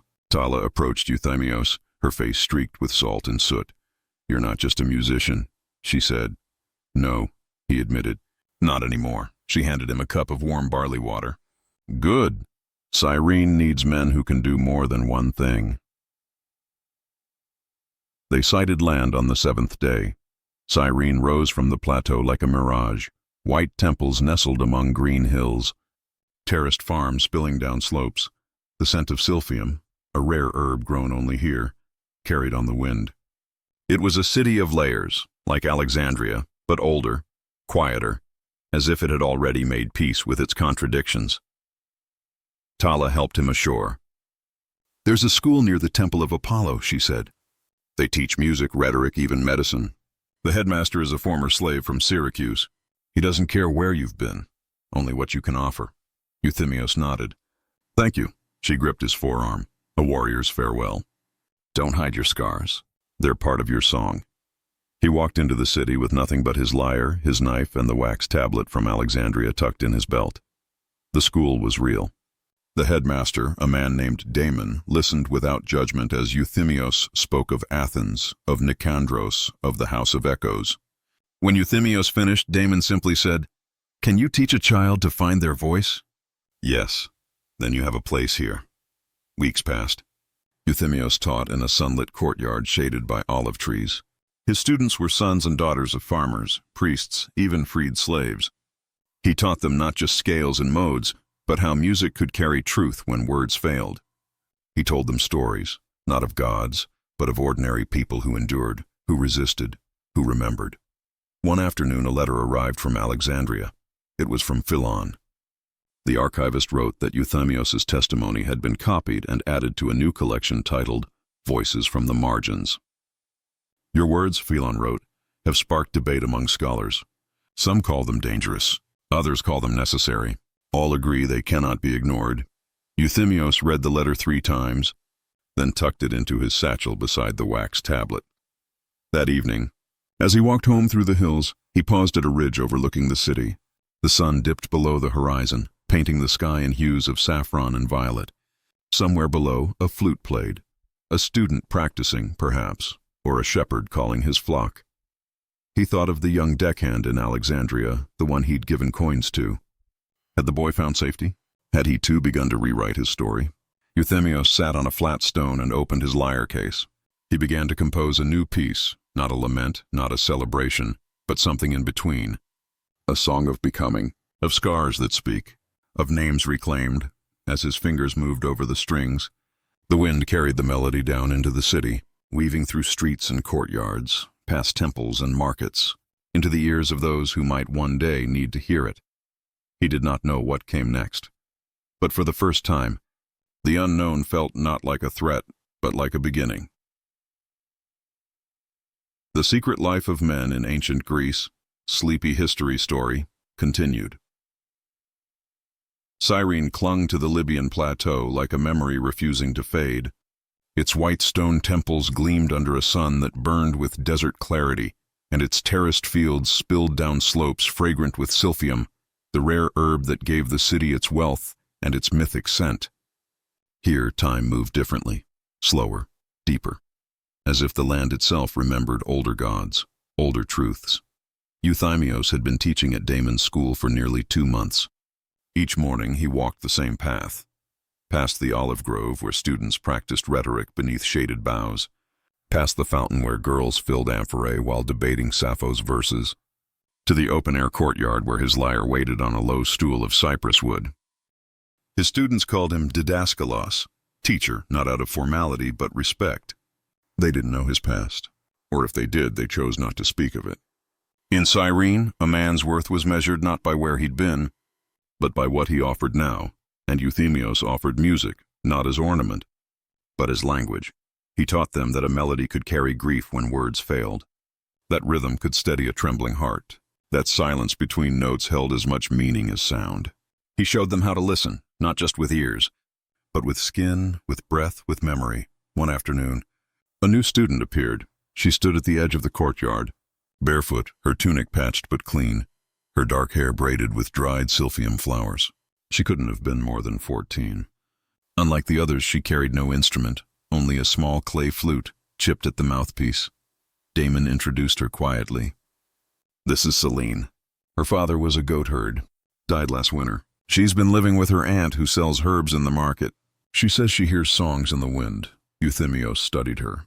There was something in her eyes, not fear, not hope, but watchfulness. The kind born of having learned too early that the world gives nothing freely. "Can you play?" he asked. She nodded, then lifted the flute to her lips. What followed was raw, unpolished, but true. The notes mimicked the cry of a hawk over the plateau, the rustle of dry grass, the distant roll of thunder before rain. It wasn't music meant for symposia or temples. It was music pulled from the earth itself. When she finished, the courtyard was silent. Euthymios smiled. "You'll stay." Over the next weeks, Celine became his shadow. She arrived before dawn to sweep the courtyard. She fetched water, tuned spare lyres, listened intently during lessons, and every evening she played. But one night, as Euthymios packed his satchel after class, she lingered. "Didaskalos," she said softly, "why do you never play your own song?" He paused. "I do." "No," she insisted. "You teach others songs. You show us how to shape sound. But I've never heard you play something that came only from you." He looked away. "Some songs aren't meant for daylight," she didn't press. But the question stayed with him. That night, alone in his small room near the Temple of Apollo, he took out his lyre, not to practice, not to teach, to remember. His fingers found a mode he hadn't touched since Athens, the Mixolydian, once favored in private symposia for its bittersweet tension. He began slowly, weaving fragments, the creak of Nicandros's study door, the hush of marble corridors at midnight, the sound of his own breath when he thought no one was listening. Then he added something new, a rising phrase, uncertain at first, then stronger. The note of a ship cutting through waves, the laughter of children in Alexandria's alleys, the quiet hum of Neith's voice saying, "Grief deserves an audience." He played until his fingers ached, and for the first time, the music didn't feel like a cage. It felt like a map. The next morning, Celine was waiting. "You played last night," she said, not as accusation, but observation. "How do you know?" "I heard it in the wind." He almost laughed. But then he saw it, the way the olive leaves trembled, the way the dust motes danced in the light. Perhaps she had heard it. "Will you teach me that song?" she asked. "It's not finished. Then we'll finish it together." Something in her tone reminded him of himself years ago, not broken, but bent, waiting for someone to say, "You matter." He nodded. "Bring your flute tomorrow." Their collaboration became the secret heartbeat of the school. While other students learned scales and modes, Euthymios and Celine wove something stranger, a dialogue between lyre and flute, between past and present, between silence and speech. She brought the wildness of the plateau. He brought the discipline of the agora. Together, they created a music that felt both ancient and new. Word spread. One evening, as they played in the courtyard, a group gathered beyond the archway, students, merchants, even a priest from the temple of Zeus Ammon. No one spoke. No one clapped. They simply listened, as if hearing something long forgotten. Afterward, the priest approached. "That melody, it carries the voice of the oracle." Euthymios frowned. I've never been to Siwa. But the desert has, the priest replied. And it speaks through those who've crossed it. He pressed a small pouch into Euthemios' hand. There's a festival in 3 days, at the sanctuary of Demeter and Persephone, high in the hills. They seek musicians who understand sorrow in return. Will you come? Euthemios looked at Selene. She nodded fiercely. We'll come. The sanctuary sat atop a windswept ridge, its columns worn smooth by centuries of sand and storm. Pilgrims came here to mourn lost children, to pray for fertility, to mark the turning of seasons. The rites were old, older than Athens, older than Troy. On the night of the festival, the air was thick with incense and the scent of roasted barley. Women in white robes chanted hymns to Persephone, their voices rising and falling like tides. Torches flickered, casting long shadows across the stone floor. Euthemios and Selene played at the center of the sanctuary. They began with silence, just the wind through the columns. Then Selene's flute entered, low and mournful, like a mother calling for her daughter in the underworld. Euthemios answered with the lyre, a single thread of light in the dark. As the music built, something shifted in the crowd. Tears flowed freely. Hands reached for each other. Grief, long buried, rose to the surface, not as shame, but as shared truth. In that moment, Euthemios understood. This was why he'd survived. Not to escape, not to hide, but to give voice to the unspeakable. When the final note faded, the priest stepped forward. You've given them back their tears, he said. That is sacred work. Days later, a letter arrived from Rhodes. It was from Neith. Euthemios. Rumors reach us even here. A scholar from Pergamum claims to have found fragments of a banned text, a first-hand account of life as a concubine in Athens. He calls it the Silent Lyre. Some say it's fiction. Others whisper it's yours, where be careful. Not all who seek truth do so kindly. Some want only to dissect the wound. But know this, if your voice is heard, it will echo farther than you imagine. He read it 3 times, then tucked it beneath his sleeping mat. That evening, Selene found him staring at the horizon. Are you leaving? She asked. He shook his head. Not yet, but you're thinking of it. He sighed. My past isn't done with me, and if my story can help others, maybe I owe it to them. She was quiet for a long time. Then write it. Not as testimony, not as warning, as song. He looked at her, startled. A book, she said. A real one. Bound in leather, inked with care. Not hidden in archives, but placed where anyone can find it. In schools, in markets, in temples. But who would publish it? He asked. Who would dare? The same people who fear it, she replied. Because fear means it matters. He began that night, not with grand declarations, but with small truths. The weight of a silver circlet on his brow, the taste of honeyed figs served on trembling hands, the way Nicandros's voice softened only when he thought no one was listening. He wrote in Greek, but with rhythms borrowed from Egyptian chants and Libyan wind songs. He wrote not to accuse but to witness, not to shame, but to remember. Selene helped. She gathered papyrus from traders, mixed ink from soot and gum, sharpened reed pens with her father's old knife. She read passages aloud, her young voice giving them breath. One afternoon, as he described the villa's garden, the place where he'd first dreamed of escape, she stopped. This part, she said. It's beautiful, but it's missing something. What? The boy who climbed olive trees before they sold him. He stared at her. How did you? You never say his name, but I hear him in your pauses. Tears pricked his eyes. Euthemios, he whispered. His name was Euthemios. Then write it, she urged. Not just the concubine. The boy too. And so he did. He wrote of Megara, of his mother's lullabies, of his brother's laughter, of the day the debt collectors came. He wrote of the auction block not as spectacle but as erasure. And he wrote of the slow daily work of becoming invisible. Then, against all odds, visible again. Weeks passed. The manuscript grew, but Serene, for all its grace, was not immune to whispers. One morning, a merchant from Corinth visited the school. He spoke politely to Damon, admired the students' recitations, then lingered as Euthemios packed his lyre. They say you're the one who fled Athens, the man said, voice low. The one who played for Nicandros. Euthemios kept his face calm.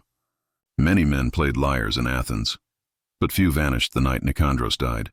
I knew nothing of his death. The merchant smiled thinly. Perhaps, but his heirs believe you took more than freedom. They say you carry secrets worth killing for. Before Euthemios could respond, Selene stepped forward. He teaches children to sing, she said sharply. Is that a crime in Corinth? The merchant's smile faltered. He bowed stiffly and left. That night, Euthemios burned the day's pages. Selene found him at dawn, ash on his fingers. Why? She asked. Because some truths are dangerous before their time. But if you wait, they may never be heard. He looked at her, young, fierce, unbroken, and felt something shift inside him. You're right, he said, but we must be smarter. He began again, not on papyrus, but on thin sheets of treated linen, easy to roll and hide. He encoded certain passages in musical notation, disguised names as mythological figures, scattered chapters among trusted friends in different cities. The book would not live in one place. It would travel, multiply, survive. One evening, as the moon rose over the plateau, Selene played a new melody on her flute, a tune she'd composed herself. It spoke of roots and wings, of staying and going, of voices rising from silence. Euthemios listened, then picked up his lyre and joined her. Their music wove together, not as teacher and student, but as equals, two souls telling one story. Somewhere beyond the hills, a caravan prepared to leave for Alexandria. In its saddlebags, wrapped in oilcloth, lay the first copy of The Silent Lyre, and somewhere in the world, another boy, nameless, afraid, unseen, would one day find it. He would read it by lamplight, and for the first time, he would not feel alone. The story was far from over, but now, at last, it had a chorus.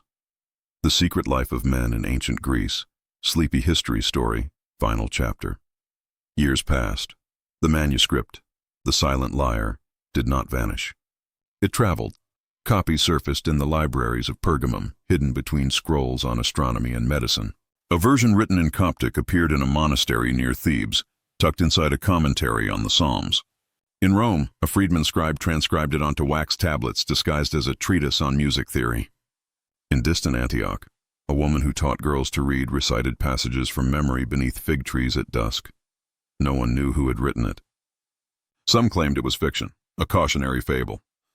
Others swore it was real, whispered by a ghost who once walked the marble halls of Athens. But those who read it deeply, those who had known silence, erasure, or the weight of being owned, recognized the truth in its cadence. Euthemios never saw most of these copies. He remained in Cyrene, teaching, composing, living quietly beneath the Libyan sun. Selene grew into a musician of rare power, her flute said to summon rain during droughts. She never married, but adopted 3 orphan children, naming them after figures from Euthemios' stories. Ganymede, not as myth, but as warning. Persephone for return, and Lycos, not as wolf, but as survivor. Damon's school became a haven for those society had cast aside. Former slaves, displaced scholars, women seeking knowledge beyond the loom. At its heart stood a small courtyard with 2 stools, one for lyre, one for flute, and an olive tree planted the day Euthemios arrived. He aged gently. His hands grew knotted with time, but his fingers still found the strings with grace.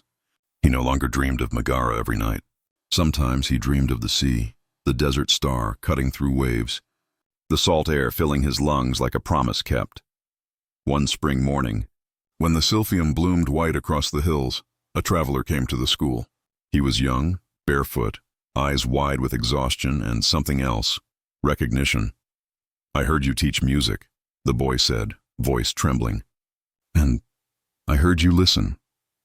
Euthemios studied him, the set of his shoulders, the way he held his breath like it might betray him. He saw himself reflected in that gaze, the fear, the hope, the unspoken plea. Come, Euthemios said softly. Sit.